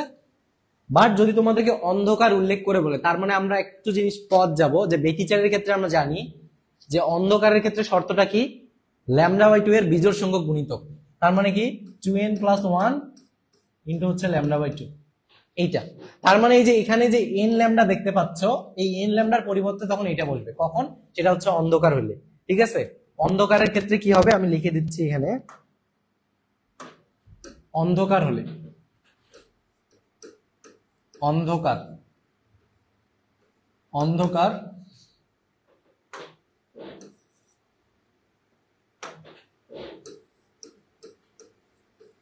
অন্ধকার যদি হয় তখন হচ্ছে আমরা এইটা বসাবো। কোনটার পরিবর্তে বসাবো? পরিবর্তে বসাবো হচ্ছে ল্যামডা এন এর পরিবর্তে। তাহলে ল্যামডা এন এর জায়গায় এটা বসাই দিব। যদি অন্ধকার বলে অথবা ধ্বংসাত্মক ব্যতিচার বলে তখন আমরা সেটা বসাবো। আদারওয়াইজ কোনো কিছু যদি না বলে এটা দিয়ে আমরা ম্যাথ করবো। এখন হচ্ছে ডোরা পট্টি বা ঝালরের দূরত্ব বা ডোরা ব্যবধান। সো ডোরা ব্যবধান x হচ্ছে ডি ল্যামডা বাই হচ্ছে ডি ল্যামডা বাই ডি। এবং ডোরা প্রস্থ তোমরা মনে রাখবা হচ্ছে d lambda by 2/d। That means ডোরা প্রস্থ ডোরা ব্যবধানের অর্ধেক। ডোরা প্রস্থ ডোরা ব্যবধানের অর্ধেক। এটাও কিন্তু পরীক্ষায় আসে যে ডোরা প্রস্থ এবং ডোরা ব্যবধানের মধ্যে সম্পর্ক কি? একে অপরের হচ্ছে অর্ধেক। আর যদি আমি এইটার কথা বলি, ডোরা ব্যবধান হচ্ছে ডোরা প্রস্থের দ্বিগুণ, ঠিক আছে? উল্টায় আসতে পারে। সো এই জিনিসটা তোমাদেরকে জানতে হবে এখান থেকে। এরপরে আমরা পরবর্তীতে আগাবো, সেটা হচ্ছে প্রশ্ন দেখবো। সেশনের দিকে একটা কোশ্চেন আসছিল, যদি অনেক আগে। তো এই অধ্যায় থেকে থিওরিটিক্যাল পার্টটা বেশি ইম্পর্টেন্ট, আগেই বলছি আমি। ইউং এর দ্বিচিরের পরীক্ষায় পরপর দুটি উজ্জ্বল ডোরার মধ্যবর্তী দূরত্ব, পরপর দুটি উজ্জ্বল ডোরার মধ্যবর্তী দূরত্ব কত? এত। তারপর হচ্ছে চির দুটি পর্দা থেকে এত দূরত্বে অবস্থিত। আলোর তরঙ্গ দৈর্ঘ্য এত হলে চির দ্বয়ের মধ্যবর্তী দূরত্ব কত? ঠিক আছে, চির দুটি থেকে পর্দার দূরত্ব, তার মানে এটা কি দেওয়া আছে? ডি দেওয়া আছে। উজ্জ্বল ডোরার মধ্যবর্তী দূরত্ব, এটা তার মানে এক্স এর মান দেওয়া আছে। দেখো পর পর দুটা ডোরা, দেখো পর পর দুটি উজ্জ্বল ডোরার মধ্যে দূরত্ব, এই জিনিসটাকে আমরা বলি ডোরা ব্যবধান, ঠিক আছে? এই জিনিসটাকে বলি কি? ডোরা ব্যবধান। পর পর দুটা উজ্জ্বল ডোরার মধ্যবর্তী দূরত্ব, তার মানে পর পর দুটা বললে এটা হচ্ছে ডোরা ব্যবধান হয়ে যায়। তখন ব্যবধান কেন ডোরা ব্যবধান হয়? তখন আমাদের নর্মাল যে সূত্র আছে এক্স এন, এখানে জানি হচ্ছে N d lambda by d, এটা পড়ছি আমরা।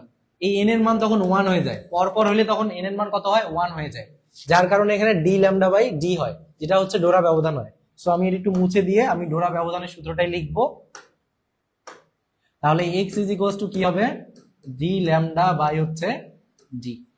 তার মানে যেহেতু এন এর মান 1, ওটা বাদ দিয়ে আমরা জাস্ট ডোরা ব্যবধান এটাকে লিখতে পারি, ঠিক আছে? তাহলে আমাদের মান চাইছে কিসের? চির দ্বয়ের মধ্যবর্তী দূরত্ব, তার মানে স্মল ডি। তার মানে small D is equals two লিখতে পারি ডি ল্যামডা বাই হচ্ছে এক্স। তাহলে এক্স এর ডি ল্যামডা কত? ডি এর মান কত? 0.8। তরঙ্গ দৈর্ঘ্য বলে দিছে কত? 6.25 ইন্টু হচ্ছে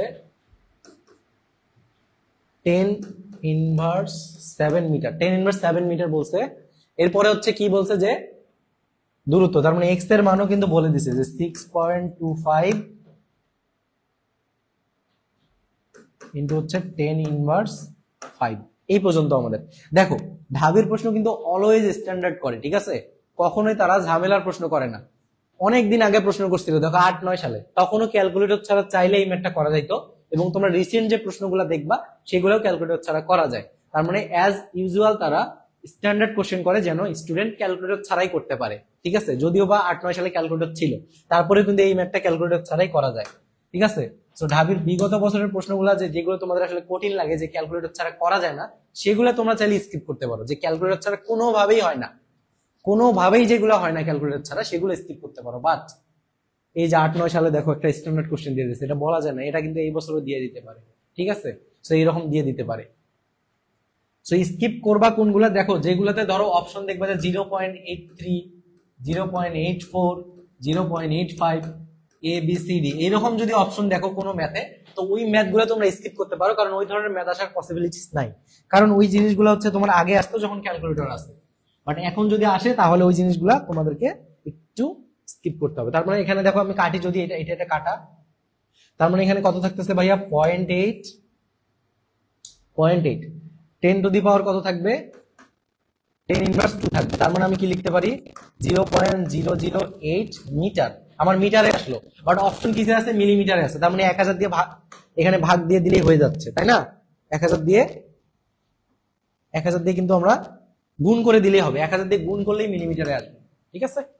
ভাগ না, এখানে গুণ হবে। তাহলে 1000 দিয়ে আমরা যদি গুণ করি তাহলে কত হবে, 8 মিলিমিটার, ঠিক আছে। আরেকটা চালাকি আছে এখানে, একটা চালাকি আছে, দেখো তোমার যখন এই লাইনটা আসলো, এই যে এই লাইনটা 0.8 আসছে বা 8 আসছে, তুমি একটু অপশনের দিকে তাকো তো 8 নামের কেউ আরো আছে কিনা, নাই। তার মানে এটা আলটিমেটলি এটাই আনসার হবে, তুমি মিলিমিটারে আনো আর যাই আনো, কারণ অন্যগুলোর সাথে এর মেলার কোনো সম্ভাবনাই আর নাই।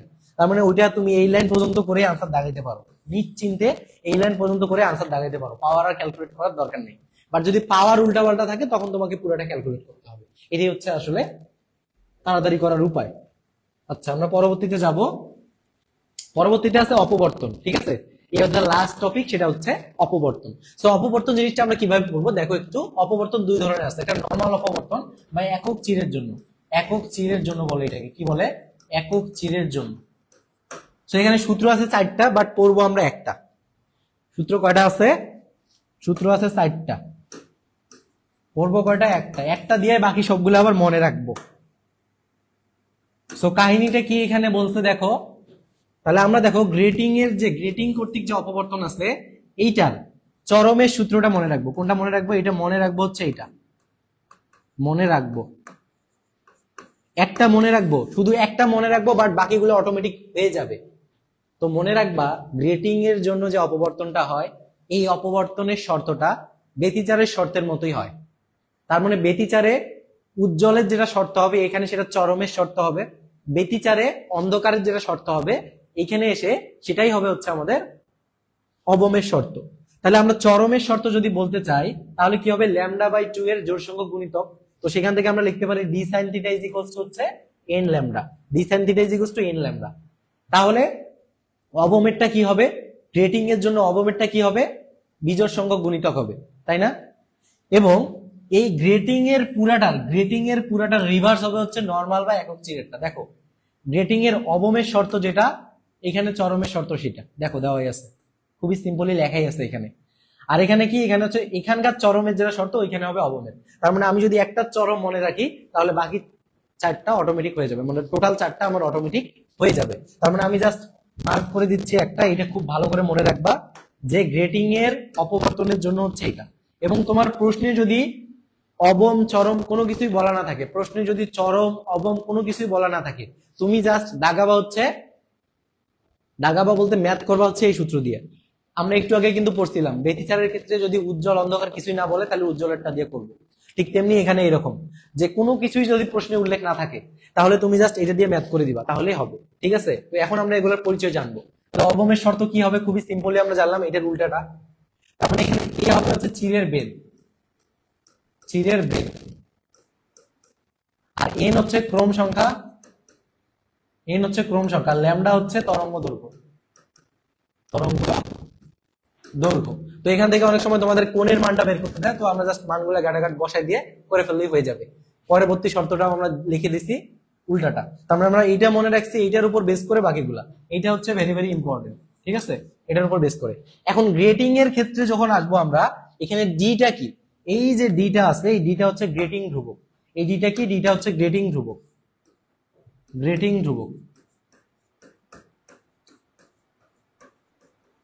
ডিটা হচ্ছে আমাদের গেটিং ধ্রুবক। এই গেটিং ধ্রুবক ডি সমান মনে রাখবা, ডি সমান হচ্ছে 1/n। এই ক্যাপিটাল এন সমান কি প্রতি মিটারে দাগ সংখ্যা। এই জিনিসটা খুব ভালোভাবে মাথায় রাখবা, প্রতি মিটারে দাগ সংখ্যা, প্রতি মিটারে দাগ সংখ্যা, ঠিক আছে।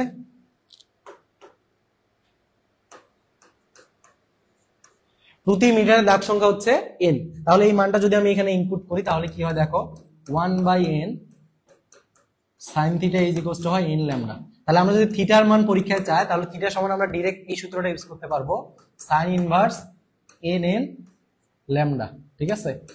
এটা জাস্ট বসাই দিব তাহলেই চলে আসবে। তাহলে তোমাদের থিটার মান যদি চাই কখনো, তুমি কিন্তু ডাইরেক্ট এই সূত্রটা ইউজ করে করতে পারো।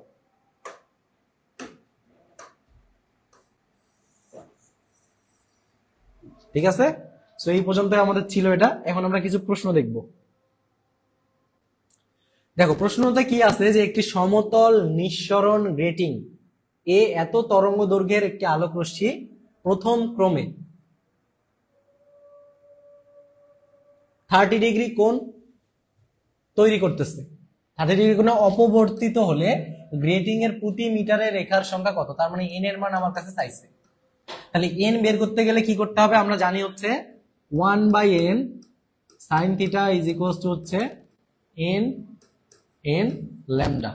সরি, এখানে এনটা হবে না, দাঁড়াও, একটু আগে আমরা যে সূত্রটা শিখলাম সেটা হচ্ছে sin theta is equal to হচ্ছে n ল্যামডা। এখান থেকে আমার কি চাইছে? প্রতি মিটারের সংখ্যা, মানে এই n এর মানটা চাইছে, ক্যাপিটাল n এর মানটা চাইছে আমার কাছে। দেখো ক্রম, প্রথম ক্রম বলছে, তাই যে প্রথম, তার মানে স্মল n এর মান কত? স্মল n এর মান হচ্ছে 1। ল্যামডার মান বলে দিয়েছে, আমরা জাস্ট বসাবো এখন। sin থিটার মান কত? sin 30 degree. তার মানে sin 30 degree is equal to হচ্ছে n এর মান হচ্ছে 1, n তো n থাকবে, আর এখানে থাকবে কত? 6000। 6000 এর কত? 600 ইনটু হচ্ছে 10 ইনভার্স 9 মিটার। ওকে, তাহলে আমরা n এর মানটা যদি বের করতে চাই তাহলে এখানে কত হবে? এটার মান হচ্ছে হাফ হবে।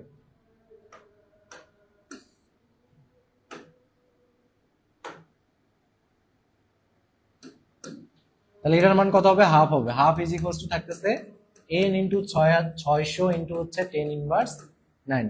তার মানে আমার আলটিমেটলি n এর মান কত আসতেছে ভাইয়া? n এর মানটা আসতেছে হচ্ছে 1/2 ইনটু 600 ইনটু হচ্ছে 10 ইনভার্স 9। এখন ভাইয়া এই ক্যালকুলেশন কিভাবে করব? উপরে তো শুধু 1, তাই না? উপরে তো শুধু 1 আছে, তাহলে এই ক্যালকুলেশন কিভাবে করব? অপশনের দিকে তাকাই, অপশনের দিকে তাকাইলে তো মাথা ঘুরে যাচ্ছে আসলে, যে এই ম্যাথ কিভাবে করব। ওকে, ম্যাথ কিভাবে করব সেটা দেখো। এখন এই যে 10 টু দি পাওয়ার 9 আছে, এটা উপরে উঠাই দেওয়া যায় কিনা? যায়। 10 টু দি পাওয়ার 9 কে আমরা চাইলেই উপরে উঠাই দিতে পারি। তাহলে 10 টু দি পাওয়ার 9 কে আমরা উপরে উঠাই দেই, তাহলে কত হবে? 10 টু দি পাওয়ার 9 হয়ে যাবে। 10 ইনভার্স 9 কে উপরে উঠাই দিলে কত হবে? 10 টু দি পাওয়ার 9 হবে। আর এখানে কত থাকবে? 1200 থাকবে। 1200 থাকবে। দেখো এইখানে আমি এখন একটু যুদ্ধ করব। যুদ্ধ বলতে এই 10 টু দি পাওয়ার 9 থেকে কিছু আমি ধার নিব, ধার নিয়ে দেখি আমি কাটাকাটি করতে পারি কিনা। ঠিক আছে, তাহলে দেখো এইখানে কত? এখানে 12 ইন্টু, এই যে দেখো এই জিনিসটা আমি কেটে দিই। দেখো আরেকবার লিখি, এখানে হচ্ছে 1200 আছে। তো এই 1200 যে আছে, 1200টা আবার আমি মুছবো, কিন্তু এই 1200-র পরিবর্তে আমি লিখতে পারি কিনা বলতো? 12 ইন্টু 10 স্কোয়ার লিখতে পারি কিনা? পারি, এটা লিখতে পারি। তার মানে আমি ওই জিনিসটা মুছে দিচ্ছি, এটা একটু মুছে দেই।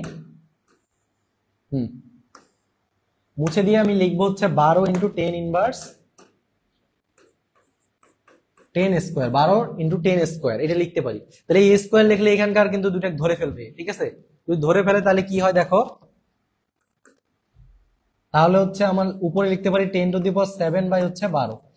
এখন দেখো 12 এমন উপরে এমন একটা আমি সংখ্যা নিব যাতে 12 হচ্ছে বড় হয়, এমন একটা উপরে সংখ্যা নিব যাতে 12 হচ্ছে বড় হয়, তাহলে আমার কাটাকাটি করতে সুবিধা হবে। তার মানে আমি দেখো উপরের যে কাহিনী আছে এখানে, এটাকে আমি একটু সিস্টেম করতে পারি।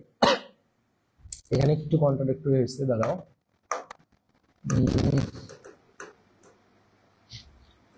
10 to the power 7 divided by হচ্ছে 12। তার মানে আমি কি বলছি, যে উপরে 12 হচ্ছে বড় সংখ্যা নিতে হবে যেন আমি কাটাকাটি করতে পারি। তাহলে আমি দেখো উপরে 10 টু দি পাওয়ার 7 আছে, এখান থেকে আমি আবার একটু ধার নিব। ঠিক আছে, ধার নিব। এখান থেকে কত ধার নিব? কত ধার নেওয়া যায় দেখো, এখান থেকে কিন্তু আমি 100 ধার নিতে পারি। 100 ধার নিলাম, আর আমার থাকলো হচ্ছে 10⁵ ডিভাইডেড বাই আমি দিব হচ্ছে 12। এখন 12 আর 100 কাটাকাটি করলে যেটা আসবে সেটাই आंसर। তা আমি একটু আলাদা করে নিচ্ছি এই জায়গায়, দেখো 12 যেহেতু আমার জায়গা নেই এই জন্য আমি এইদিকে করতেছি, ঠিক আছে। তাহলে 12 এখানে হচ্ছে 50 ডিভাইডেড বাই 6, তার মানে এখানে আমি 50 দিলাম, 6 আসতে কত হয় 48, তারপর হচ্ছে 2 থাকে, ঠিক আছে 2 থাকে, নিব নেওয়ার পরে কত হবে 318, 3 হচ্ছে 18, 8.3। তার মানে আমার এটা ক্যালকুলেট করলে কত আসবে 8.3 ইনটু হচ্ছে 10⁵, ঠিক আছে। তো 8.3 কোনটাতে আছে, এই যে দেখো ডি নাম্বারটাতে আছে 8.33 into 10⁵ per metre, per metre মধ্যে বোঝাচ্ছে প্রতি মিটারে দাগ সংখ্যা হচ্ছে এত, ঠিক আছে। তো আশা করি তোমাদের ক্লিয়ার। ওকে, তাহলে আমরা এখন পরবর্তী চ্যাপ্টারে চলে আসব, লাস্ট চ্যাপ্টার আমাদের আজকের। এই চ্যাপ্টারটাও তোমাদের জন্য ভেরি ভেরি ইম্পর্টেন্ট, এবং এখানকার মধ্যে কোন জিনিস বেশি বেশি ইম্পর্টেন্ট সেটা আসলে ক্লাসে ঢুকলেই বুঝতে পারবা, ঠিক আছে, এটা বলে দিব। তো আমরা এখন শুরু করব।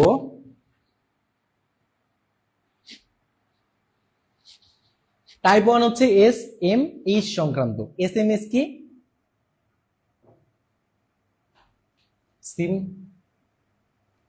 এস-এম-এইচ সম্পর্ক, ঠিক আছে, সরল সন্ধিত স্পন্দন বা সরল সন্ধিত দোলক সংক্রান্ত যে কথাবার্তা আছে সেইটাই, ঠিক আছে। এস-এম, সরি এখানে ভুল লিখছে কিনা এটাই তো বলতেছি, এস-এম-এইচ কিভাবে হয়। এখানে তোমরা একটু দেখো উপরে আসলে টাইপটাই ভুল লেখা আছে, কি হবে এটা বলো, টাইপটাতেই ভুল লিখছে। আচ্ছা, হবে S-H-M, simple harmonic motion, simple harmonic motion, এটা হবে না, সিম্পল হারমোনিক মোশন সংক্রান্ত কথাবার্তা আমরা বলবো। তো দেখো সরল সন্ধিত, simple harmonic motion that means সরল সন্ধিত কোনো কণার, এটার বাংলা হচ্ছে কি সরল সন্ধিত কোনো কণার, সরল সন্ধিত কোনো কণার সরণ, সরণের সমীকরণ x হচ্ছে a sin omega t plus del. এখানে a হচ্ছে বিস্তার, এটা হচ্ছে বিস্তার, ওমেগা হচ্ছে কৌণিক কম্পাঙ্ক, কৌণিক কম্পাঙ্ক, কৌণিক কম্পাঙ্ক। এটা কিন্তু আমরা অলরেডি নিউটনিয়ান বলবিদ্যা আলোচনা করছি, কৌণিক কম্পাঙ্কের ডিটেইলস। ডেল হচ্ছে দশা পার্থক্য, দশা পার্থক্য। তো তোমাদেরকে একটা জিনিস আমি এখানে বোঝাই,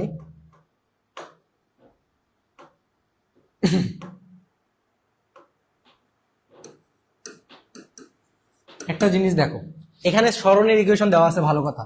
x ধরলাম হচ্ছে a sin 20t প্লাস হচ্ছে a plus b plus c plus d plus dot dot dot এভাবে চলতে থাকলো। তার মানে এই যে এই জায়গাটা বাদে বাকি যা আছে এই পুরাটার মান নির্দেশ করে হচ্ছে ডেল। তার মানে পুরাটাই কি, পুরাটাই হচ্ছে দশা পার্থক্য, ঠিক আছে, পুরাটাই হচ্ছে দশা পার্থক্য ডেল। তার মানে a plus b plus c plus d এই পুরাটাই কি, পুরাটাই হচ্ছে দশা পার্থক্য। এই জিনিসটা একটু তোমরা মাথায় রাখবা জাস্ট, ঠিক আছে। আমাকে এইটা একটু মুছে দিতে হবে কারণ আমরা আরো দুইটা সূত্র এখানে লিখবো, আরো দুইটা সূত্র আমরা এখানে লিখবো। ওকে, দেখো তো সরল সন্ধিত কোনো কণার বেগ, তাহলে আমরা জানি হচ্ছে যে আমরা সরণকে যদি অন্তরীকরণ করি তাহলে বেগ পাই। সরণকে অন্তরীকরণ করলে কি পাবো, বেগ পাবো। সরণকে অন্তরীকরণ করলে বেগ পাবো। তাহলে আমি যদি অন্তরীকরণ করি এখানে কার সাপেক্ষে অন্তরীকরণ করব, টি এর সাপেক্ষে। কার সাপেক্ষে, টি এর সাপেক্ষে, টি এর সাপেক্ষে। তাহলে টি এর সাপেক্ষে একটু অন্তরীকরণ আমরা করার চেষ্টা করব। তাহলে টি এর সাপেক্ষে যদি আমি অন্তরীকরণ করি এখানে, তাহলে দেখো কি হচ্ছে, এ সাইন ওমেগা টি। তাহলে ওমেগা টি কে অন্তরীকরণ করলে কি হবে, ওমেগা টি এ হবে, বাট ওমেগাটা একটু সামনে বের হয়ে আসবে, ঠিক আছে। এ সাইন, সাইনকে অন্তরীকরণ করলে কি হবে, এখানে সাইনটা কজ হয়ে যাবে, ঠিক আছে, সাইনটা কজ হয়ে যাবে। তার মানে কি হবে আলটিমেটলি হবে হচ্ছে এ omega cause omega t plus del. এটা হবে আমাদের বেগের ইকুয়েশন। এরপরে যেটা সেটা হচ্ছে ত্বরণ। ত্বরণ কি হয়, ত্বরণ হচ্ছে আবার বেগকে অন্তরীকরণ করলে ত্বরণ হয়। তাহলে আমরা এটাকে আবার অন্তরীকরণ করব। এটাকে যদি আমরা অন্তরীকরণ করতে চাই তাহলে কি হচ্ছে, এই কসকে অন্তরীকরণ করলে মাইনাস সাইন হবে, তারপরে মাইনাস একটা সামনে দিয়ে নিলাম, ঠিক আছে। দেখো এখানে ওমেগাটিকে যদি আবার অন্তরীকরণ করে আরেকটা ওমেগা বের হয়ে আসবে, তাহলে কি হবে, এ omega square sine omega t plus del. অনেক সময় তোমাদের এই ইকুয়েশন গুলাই পরীক্ষায় হুবহু আসতে পারে, ঠিক আছে। তো আরেকটা জিনিস মনে রাখবা, অনেক সময় তোমাদের এরকম একটা ইকুয়েশন দিল, আমি আরেকটা ইকুয়েশন দিচ্ছি যে x ইজ ইকুয়ালস টু 10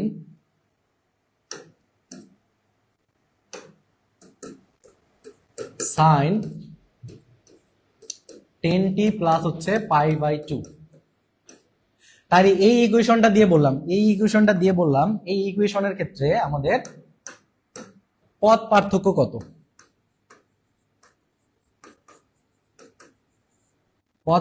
কত, তার মানে আমার ইকুয়েশনে কি আছে, এখানে দশা পার্থক্য আছে, ডেল এর মান আছে, দশা পার্থক্য। তো তার জন্য তোমাদেরকে একটা সূত্র মনে রাখতে হবে, সেটা হচ্ছে দশা পার্থক্য ইজ ইকুয়ালস টু হচ্ছে 2π/λ ইন্টু হচ্ছে পদ পার্থক্য। তাহলে আমাদের এখানে চাইছে কি, পদ পার্থক্যটা চাইছে, তার মানে দশা পার্থক্যের সাথে এটা শুধু ভাগ করে দিলেই হবে। তাহলে আমরা ভাগ করি, দশা পার্থক্য কত দেওয়া আছে আমাদের এই ইকুয়েশনে, কত, দশা পার্থক্য π/2। তার মানে আমরা এখানে বসাবো হচ্ছে কত, π/2। এটা ভাগ কত দিব, 2π/λ ইজ ইকুয়ালস টু হচ্ছে আমার পদ পার্থক্য। তাহলে আমাদের পদ পার্থক্যের মানটা আলটিমেটলি কত আসবে, আমি যদি একটু এইদিকে লিখি, তাহলে দেখো π/2 ভাগটা উল্টায় যাবে ল্যামডা, এখানে একটু চেঞ্জ হবে, কত ছিল আমাদের 2π/λ, 2π হচ্ছে ল্যামডা, ওকে ঠিক আছে, ল্যামডা বাই আমাদের 2π হয়ে যাবে। তার মানে আমাদের দেখো এটা কাটা যাইতেছে, তার মানে থাকতেছে কি λ/4। তার মানে আমাদের পদ পার্থক্য কত হবে, পদ পার্থক্য হবে হচ্ছে λ/4। সো তোমাদের প্রশ্নটা একটু পেঁচাই দিতে পারে, এরকম একটা ইকুয়েশন দিতে পারে, এই যে এরকম একটা ইকুয়েশন দিয়ে তোমাকে বলতে পারে যে সেখানে দশা পার্থক্য না বলে বলতে পারে পদ পার্থক্য কত, তখন কিন্তু তোমাদেরকে এই সূত্রটা ইউজ করতে হবে, ঠিক আছে। সো এই সূত্রটা তোমরা একটু ভালো করে মাথায় রাখবা, এবং এই সূত্রটা কিন্তু একটা ইম্পর্টেন্ট সূত্র, এখানে থেকেও প্রত্যেক ভার্সিটি প্রশ্ন করে প্রায় সময়, আমরা দেখি এই সূত্রটা থেকে, জাস্ট শুধু এই সিম্পল সূত্রটা থেকে, জাস্ট এই সূত্রটা মনে রাখবা, ঠিক আছে। ওকে, এটা ভেরি ভেরি ইম্পর্টেন্ট। সো এরপরে আমরা আগাবো। এখন এই যে একটা সরল দোলক এখানে দেখতে পাচ্ছ তোমরা, সো এইটার ক্ষেত্রে যদি সরণ x এবং বিস্তার a হয়, সেই ক্ষেত্রে আমাদের বেগ কি হবে, বেগ v ইজ ইকুয়ালস টু হবে হচ্ছে ω√a² - x²। সর্বোচ্চ বেগের ইকুয়েশন কি হবে, v max সমান হবে হচ্ছে ওমেগা a। এটা বোঝার জন্য তোমাকে এইখানে একটু আসতে হবে। দেখো আমরা আসলে সরণ স্টার্ট করি এই জায়গা থেকে, ঠিক আছে, সরণ শুরু হয় কই থেকে, এইখান থেকে এই দিকে যায় অথবা এই দিকে যায়। তো দেখো এইটা বিন্দুতে যখন সে আসে, এই বিন্দুতে তার ভিটা কত হয়ে যায়, 0 হয়ে যায়, এই বিন্দুতে ভি কত হয়, 0 হয়ে যায়। এবং এইখানে সরণটা আমরা শুরু হয় এইখান থেকে, সরণ কোথা থেকে শুরু হয়, এই মাঝখান থেকে, এইখান থেকে এই দিকে যাওয়া অথবা এই দিকে যাওয়া, এটাকে আমরা সরণ বলি। তার মানে এখানে এক্স এর ভ্যালু থাকে অলওয়েজ 0, এক্স এর ভ্যালু থাকে 0, এবং এই বিন্দুটাতে সবসময় ভি ম্যাক্স হয়, ভি ম্যাক্সিমাম পাওয়া যায়, এই বিন্দুটাতে ভি ম্যাক্স পাওয়া যায়। তাহলে এই বিন্দুটাতে সবসময় এক্স এর মান হয় 0, ভি ম্যাক্স পাওয়া যায়, এবং এই পয়েন্টটাতে গিয়া এক্সটা তার বিস্তারের সমান হয়, সর্বোচ্চ বিস্তারের সমান হয়, ঠিক আছে। তাহলে এই পয়েন্টে কি হলো, v0 হয়, x সমান a হয়, আর এই পয়েন্টে কি হয়, x0 হয় আর v max পাওয়া যায়। এই দুটো জিনিস জাস্ট মনে রাখো, তাহলেই হবে। তার মানে আমরা আপনাদেরকে বলছি v max এর ক্ষেত্রে শর্ত কি, x0 হইতে হবে। তাহলে x এর মান যদি আমি এখানে 0 বসাই, তাহলে a² কে রুট করলে আমরা জাস্ট এটা পাবো। তাহলে v max সমান ওমেগা a। এখান থেকেও কিন্তু তোমাদের ডিউ তে কোশ্চেন আসছিল, এই v max বের করতে দিছিল। এরপর হচ্ছে ত্বরণের ইকুয়েশন নরমালি হচ্ছে ω²x। ত্বরণের ইকুয়েশন নরমালি কি, ω²x। তার আগে বলি ওমেগার কয়েকটা জিনিস আমরা যেহেতু নিউটনিয়ান বলবিদ্যাতেও পড়ছিলাম, আমি জাস্ট রিমাইন্ড করে দিতে চাই। ওমেগা সমান আমরা জানি হচ্ছে 2π/t, যেখানে টিটা হচ্ছে পর্যায়কাল, অথবা আমরা লিখতে পারি হচ্ছে 2πf, এফটা হচ্ছে কম্পাঙ্ক, টিটা হচ্ছে পর্যায়কাল, এফটা কি, এফটা হচ্ছে কম্পাঙ্ক যদি দেওয়া থাকে সেই ক্ষেত্রে, অথবা আরেকটা সূত্র আছে সেটা আমরা জানি হচ্ছে 2πn/t। এটা হচ্ছে তোমার n সংখ্যা হচ্ছে ঘূর্ণন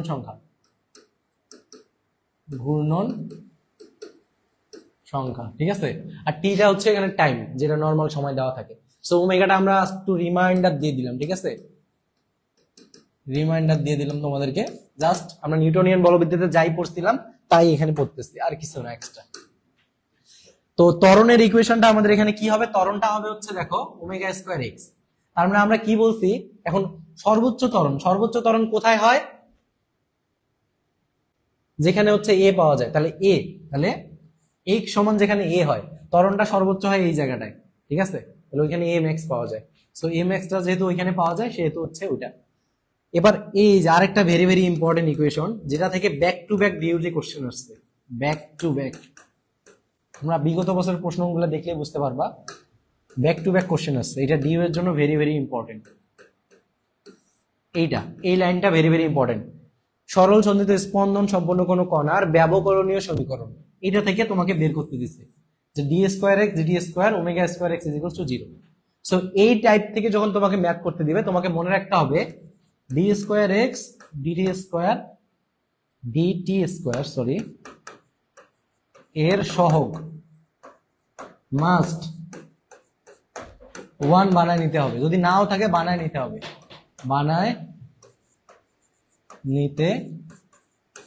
এখান থেকে কি প্রশ্ন আসতে পারে, এই যে ভিতরে দেখো ওমেগা আছে, ওমেগা থেকে কিন্তু ওমেগার যে বাকি সূত্র আছে এটা থেকে ঘুরে পেঁচে কিন্তু কোশ্চেন আসতে পারে, ঠিক আছে, বা আসছিল বিগত বছরগুলোতে। সো এই জিনিসটা তোমাদেরকে একটু মাথায় রাখতে হবে। তাহলে d square x divided by dt square এর সহগ মাস্ট 1 বানায় নিতে হবে। এই জিনিসটা যদি ভুলে যাও তাহলে কিন্তু সহজ জিনিসও ভুল হয়ে যাবে। সো আমরা দেখি আসলে ম্যাথ দেখলেই বুঝতে পারবো যে কি কাহিনী আসলে ঘটতেছে এখানে।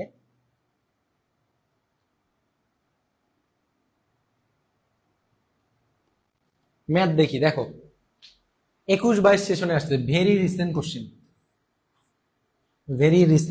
কোশ্চেন।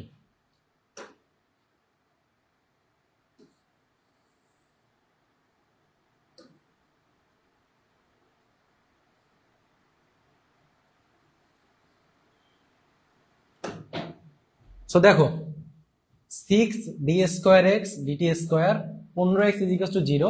তরঙ্গের কৌণিক কম্পাঙ্ক কত? কৌণিক কম্পাঙ্ক মানে কি? ওমেগা চাইছে, ওমেগা সমান 1। খুবই সিম্পল একটা কোশ্চেন করছে। তাহলে এখানে কত আছে দেখো তো, 6 B square x DT square plus 150x is equals to 0। আমি শর্টে কি বলছিলাম এই ম্যাথ করার ক্ষেত্রে? এই ম্যাথ করার ক্ষেত্রে আমাকে অবশ্যই মনে রাখতে হবে এই জিনিসটার সহগ আমাকে 1 বানায় নিতে হবে। এই জিনিসের সহগ যদি আমি 1 বানায় নিতে চাই তাহলে কি করব, 6 দিয়ে ভাগ দিয়ে দিব, তাহলেই হয়ে গেল। তাহলে কি থাকতেছে, d square x DT square is equals to plus 6 25 আমরা জানি 150, তার মানে এখানে 25 এক্স ইজ ইকুয়ালস টু হচ্ছে 0। তার মানে এখানে কি, আমি যদি ওই সমীকরণের সাথে তুলনা করি, আমাদের মেইন সমীকরণ এটার সাথে আমি একটু তুলনা করি। মেইন সমীকরণ কোনটা ছিল?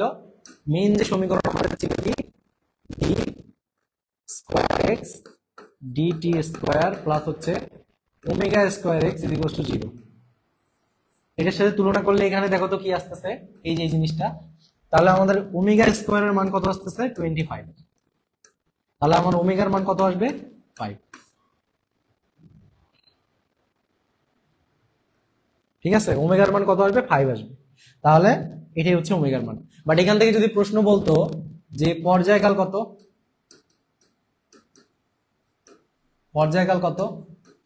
যদি আমি কোশ্চেন করি আরেকটা যে পর্যায়কাল কত, এটা তরঙ্গের পর্যায়কাল কত, তাহলে পর্যায়কাল বের করতে গেলে কি করতাম? তাহলে এই পর্যন্ত কিন্তু আমাদের এই আনসারটা হয়ে গেছে, তার মানে বি নাম্বারটা আনসার। এখন আমরা এক্সটেন্ড পার্টটা আসবো এদিকে হচ্ছে এক্সটেন্ড পার্টটা। দেখো ওমেগার মান কত পাইছি? 5 পাইছি। তাহলে ওমেগা সমান 5, তার মানে ওমেগা সমান আবার কি জানি 2π/t, যেহেতু আমার পর্যায়কাল চাইছে, তার মানে 5। তাহলে এখান থেকে আমি টি এর মান কত পাবো? টি ইজ ইকুয়ালস টু পাবো হচ্ছে 2π/5। ঠিক আছে, যদি টি এর মান চাই তখন এটা বের করে দিব। তাহলে এটাই হচ্ছে আমার আনসার। সো আশা করি বুঝতে পারছো। তো এই ইকুয়েশনটা ভেরি ভেরি ইম্পর্টেন্ট। এখান থেকে তোমাদের প্রশ্ন আসে প্রায় ঢাবিতে, বিশেষ করে ঢাবির জন্য এটা ভেরি ভেরি ইম্পর্টেন্ট এই অধ্যায়ের মধ্যে। এখন আসছি পর্যায়কাল। এটা হচ্ছে সার্বজনীন টাইপ, ইউনিভার্সাল। ওয়েট, আচ্ছা বাংলায় লিখে দিই, বাঙালি। আচ্ছা বাংলায় সার্বজনীন ইম্পর্টেন্ট।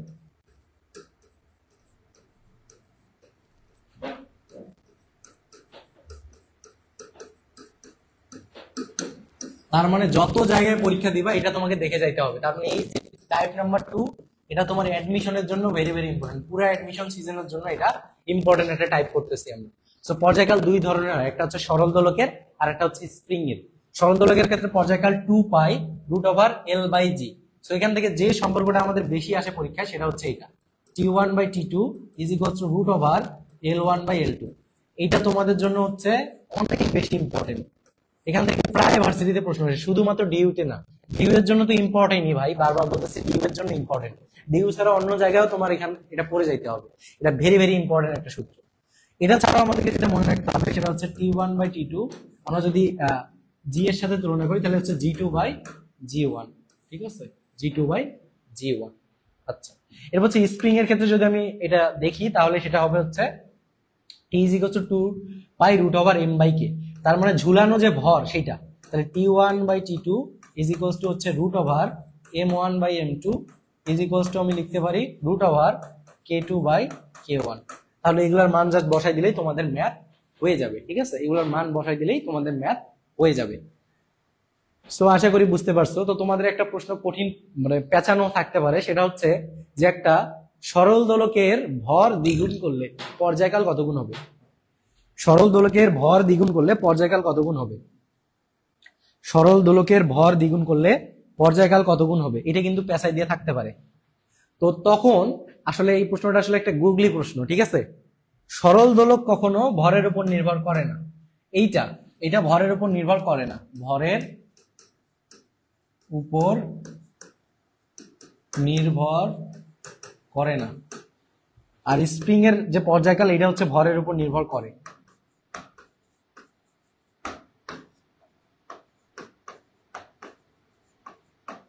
তার মানে তোমাকে যদি সরল দোলক দিয়ে বলে যে সরল দোলকের ভর 5 গুণ করলে পর্যায়কাল কত গুণ হবে, আনসার হবে অপরিবর্তিত থাকে। বাট যদি তোমাকে স্প্রিং এর ক্ষেত্রে বলে যে সরল দোলকের ভর 5 গুণ স্প্রিং এর ঝুলানো ভর 5 গুণ করে দিলে পর্যায়কাল কত হবে, তখন কিন্তু তোমাকে এখানে বসাই করে দিতে হবে। ঠিক আছে, আশা করি বুঝতে পারছো। এখন আমরা প্রশ্ন দেখব। হ্যাঁ, পুষ্পিতা ঠিক থাকবে, সেম থাকবে। ঠিক আছে, এবার হচ্ছে একটি সরল দোলকের দোলনকাল 50% বাড়াতে, একটি সরল দোলকের দোলনকাল 50% বাড়াতে, একটি সরল দোলকের দোলনকাল 50% বাড়াতে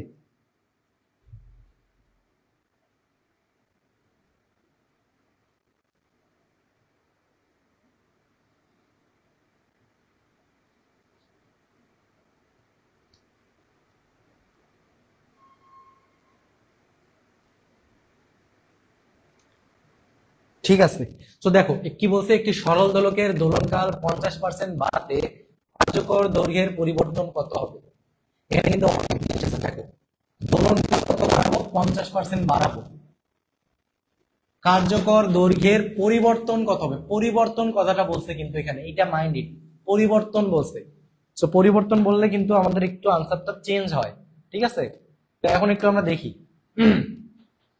সরল দোলকের দোলনকাল 50% বাড়াতে 50% বাড়াবো, এর মানে আমার আছে কত? আছে হচ্ছে 100%। বাড়াবো কত? 50%। তার মানে আমি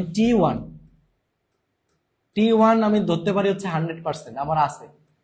যখনই যে কোনো ম্যাথে পার্সেন্ট থাকবে তখন আমরা ইনিশিয়ালটাকে 100% ধরে নিব। যে কোনো ম্যাথের ক্ষেত্রে পার্সেন্ট পাইলে ইনিশিয়ালটাকে আমরা 100% ধরে নিব। এরপরে আছে T2 কত? T2 হচ্ছে 50% বাড়াইতে হবে, তার মানে কি 150 হয়ে যাবে, বাড়লে 150% হবে। এইটুক। কার্যকর দৈর্ঘ্যের পরিবর্তন কত হবে? তার মানে আমাদেরকে আগে L2টা বের করতে হবে, তারপরে বুঝবো পরিবর্তন কত। এখন আসো, আমরা সূত্র কি জানি? T1/T2 = √L1/L2। ঠিক আছে, ওকে। তাহলে আমরা জাস্ট উল্টাই নিব, কারণ আমাদের L2টা দরকার এখানে।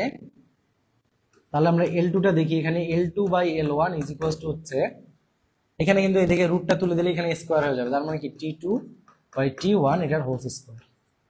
ঠিক আছে, ওকে। এখন আমাদেরকে L2টা বের করতে হবে, L1 এর কত গুণ হয় সেটা আমরা দেখি আগে। তাহলে এখানে দেখো T2 কত? 150। তারপরে কত আছে? নিচে হচ্ছে 100। এটার কত করব? স্কোয়ার করব। আমরা এখন এইদিকে আগাবো একটু। L2/L1 = এখানে দেখো আমি যদি এই যে এটা কাটি, দেখো এই শূন্য কাটা, এই যে 10 দিয়ে যদি ভাগ দিই তাহলে কত থাকে 1.5 থাকে, 1.5 এর স্কোয়ার। তাহলে দেখো L2/L1 যদি তোমার এটা স্কোয়ার করতে কষ্ট হয় তাহলে এইভাবে লিখবা 15 × 10⁻1 এটার স্কোয়ার। আমি কিন্তু একবারে চাইলে করতে পারতাম, বাট তোমাকে দেখাচ্ছি আসলে কষ্ট হলে কিভাবে করবা। তাহলে কি হচ্ছে L2/L1, তাহলে 15 স্কোয়ার কত 225, 225 এই যে দেখো 10 ইনভার্স কে যদি স্কোয়ার করি তাহলে কত হবে 10⁻2 হবে, তার মানে 2 ঘর আগে পয়েন্ট হবে, তার মানে পয়েন্ট আমি এই জায়গায় দিব, ঠিক আছে, তাহলে 2.25 হবে। তার মানে আমার আলটিমেটলি কি আসলো L2 আসলো 2.25 L1। এখন বলছে যে দৈর্ঘ্যের পরিবর্তন কত হবে, L2 কত হবে আমার 2.25 অফ L1 হবে। L2 তাহলে কত গুণ হলো 2.25 গুণ, তাহলে পরিবর্তন কত করলাম, ঠিক আছে। ধরো যে একটা আরেকটা 3 গুণ হইলো, একটা দৈর্ঘ্য বেড়ে আরেকটা 3 গুণ হইলো, তাহলে পরিবর্তন কত হইলো 3 - 1 মানে 2 গুণ পরিবর্তন। পরিবর্তনটা ঘটছে কত 2, আগে ছিল 1 গুণ হইতে 3 গুণ, পরিবর্তন কত গুণ 3 - 1 তার মানে কত 2 গুণ। সো এটা যদি আমরা সেইভাবে করি তাহলে কত করতে হবে দেখো 2.25 মাইনাস হচ্ছে 1, এটা হচ্ছে পরিবর্তন, ঠিক আছে। তাহলে ডেল এল, এটা হচ্ছে ডেল এল, ডেল এল মানে কি পরিবর্তন, ঠিক আছে। এটা একটু আমি অন্যদিকে লিখতে চাই। আচ্ছা, সুতরাং del L is equals to হচ্ছে 2.25 মাইনাস হচ্ছে 1, তাহলে কত থাকে 1.25 গুণ, এত গুণ পরিবর্তন হয়েছে, ঠিক আছে, এত গুণ পরিবর্তন হয়েছে। এখন আমার অপশন কিসে আছে, পার্সেন্টেজে আছে, যদি পার্সেন্টেজে থাকে তাহলে এটাকে আমি 100 দিয়ে গুণ করে দিব, যেটা আনসার পাইলাম সেটাকে 100 দিয়ে জাস্ট গুণ করে দিব, তাহলে আমার আনসার আসবে। তাহলে এটাকে গুণ করলে কত হয় 125%, তাহলে এটাই হচ্ছে আনসার, সি নাম্বারটা হচ্ছে আনসার। ওকে,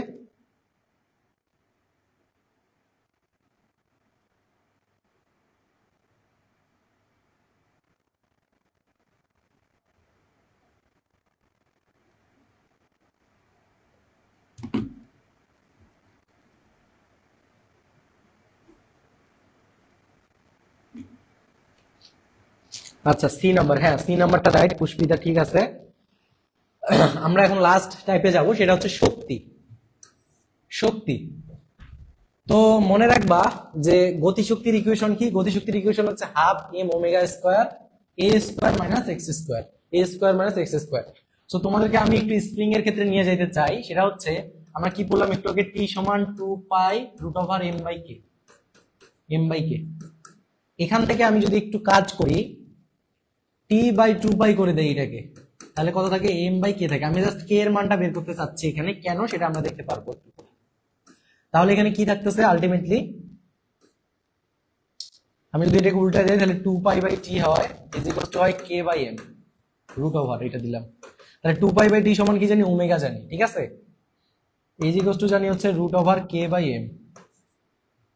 তাহলে আমি যদি স্কয়ার করে দেই তাহলে থাকে কি omega square m is equal to হচ্ছে কি, তাহলে m ওমেগা স্কয়ার সমান কি বসাইতে পারি, k বসাইতে পারি। তার মানে এখান থেকে আমি লিখতে পারি m ওমেগা স্কয়ার জায়গায় k, a স্কয়ার মাইনাস হচ্ছে x স্কয়ার।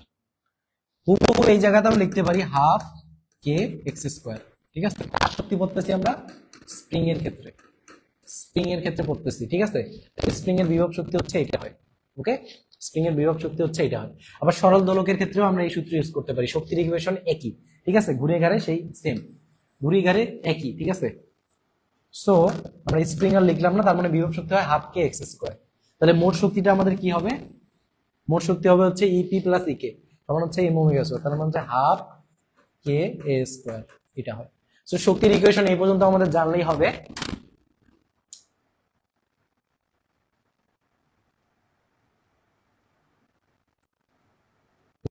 এই পর্যন্ত একটা প্রশ্ন দেখব যে সরল দোল গতি সম্পন্ন একটি বস্তু যখন তার সাম্যাবস্থায় থেকে কি করছে 2 সেন্টিমিটার দূরে, তখন তার গতিশক্তি স্থিতিশক্তির 3 গুণ। তার মানে এখানে 2 সেন্টিমিটার সরণ দেওয়া আছে, এক্স এর ভ্যালু দেওয়া আছে, তাহলে গতিশক্তি স্থিতিশক্তির 3 গুণ, তাহলে বস্তুটির দোলনের বিস্তার কত হবে। বস্তুটির দোলনের বিস্তার কত হবে? দেখো প্রশ্নটা খুবই রিসেন্ট টাইমে আসছে, 22-23 সেশনে আসছে। কত সালে আসছে? 22-23 সেশনে আসছে। তার মানে আমরা ঝামেলা সাথে আমরা লিখতে পারি কি, প্রথমে আমরা ইপি সমান লিখলাম হচ্ছে ইকে। এখন দেখি আসলে সম্পর্কটা কি কি বলছে, যে গতিশক্তি স্থিতিশক্তির 3 গুণ, গতিশক্তি স্থিতিশক্তির 3 গুণ, তার মানে এখানে হচ্ছে 3ep, তাই কিনা বলো? 3ep গতিশক্তি স্থিতিশক্তির 3 গুণ, এটা হচ্ছে সেই শর্তটা। শর্ত মতে হচ্ছে এই জিনিসটা থাকে শর্ত মতে। তাহলে 3ep সমান আমরা কি জানি? Half k x square is equals to e k. E k সমান আমরা কি জানি? Half k a square minus x square. তাহলে আমরা এখন যদি পরবর্তী লাইনে চলে আসি খুবই সিম্পলি, তাহলে কি থাকতেছে? 3 ইন্টু হচ্ছে half k x square is equals to half. তার আগে একটা আমি যদি একটু তোমাদেরকে কাটাকাটি করে দিই তাহলে মনে হয় সুবিধা হয়। ঠিক আছে, এই যে হাফ আর হাফ আর এই কে আর কে এগুলো আমি বাদ দিয়ে দিই, কাটা গেলে আমি বাঁচি। ঠিক আছে, তাহলে কি থাকতেছে? 3x স্কোয়ার সমান থাকতেছে কত? এ স্কোয়ার মাইনাস এক্স স্কোয়ার। তার মানে আমার কি থাকতেছে? 4x স্কোয়ার সমান থাকতেছে এ স্কোয়ার। তারপরে দেখো আমাকে চাইছে কি বিস্তার কত, এক্স এর ভ্যালু কিন্তু দেওয়াই আছে ওখানে। তাহলে আমি এ স্কোয়ার ইজ ইকুয়ালস টু লিখবো 4 ইন্টু কত সেন্টিমিটার দেওয়া আছে ভাইয়া? 2 সেন্টিমিটার। তার আগে এখন দেখো তোমরা মিটারে নিয়ে যাবা নাকি সেন্টিমিটারই রাখবা? আমি বলছি কিন্তু ম্যাথে মান বসানোর সময় অপশন দেখবা, অপশন দেখো সব সেন্টিমিটারে আছে। তার মানে আমার যে 2 সেন্টিমিটার আছে এটাকে মিটার করার দরকার নেই এখানে। তার মানে আমি কত লিখতে পারি? 2 এর স্কোয়ার এখানে। তার মানে কি থাকতেছে? এ স্কোয়ার ইজ ইকুয়ালস টু থাকতেছে 16। সুতরাং এ সমান কত থাকতেছে? 4। তাহলে 4 সেন্টিমিটার। তার মানে বিস্তার কত হবে? 4 সেন্টিমিটার হবে। ঠিক আছে, তাহলে আমাদের কোনটা আনসার হবে ভাইয়া? এটা হবে হচ্ছে আনসার। ঠিক আছে,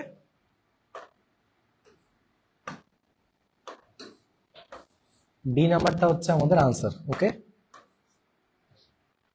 so this is all about today's class. So আমাদের ক্লাস আজকে আসলে এই পর্যন্তই ছিল। তো তোমাদের সবাইকে অনেক অনেক ধন্যবাদ। তোমরা যারা যারা শেষ পর্যন্ত আসলে ছিলা, যারা আসলে শেষ পর্যন্ত লেগে থাকে তারাই আসলে কিন্তু গেইন করতে পারে।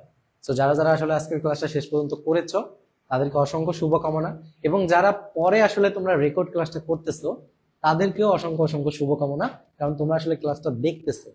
এই ক্লাসটা দেখতেছো মানে তোমার পড়ালেখার আগ্রহ আছে, আর আগ্রহ আছে মানে তুমি অন্যদের থেকে আগে আসো। সো সকলের জন্য অনেক অনেক শুভকামনা। ঢাবিতে আশা করি তোমরা আজকের টপিকগুলো যদি কাভার করো 3 মার্ক তোমরা কমন পেয়ে যাবা। সো সবাই ভালো থাকো, সুস্থ থাকো, দেখা হবে অন্য কোনো টপিক নিয়ে। সো ততদিন পর্যন্ত তোমরা নিজেদের খেয়াল রাখো, পড়াশোনা করো, একটা ভালো প্রিপারেশন নাও, যাতে সবাই ঢাবিতে চান্স পাও। তোমাদের সাথে দেখা হবে বিজয়।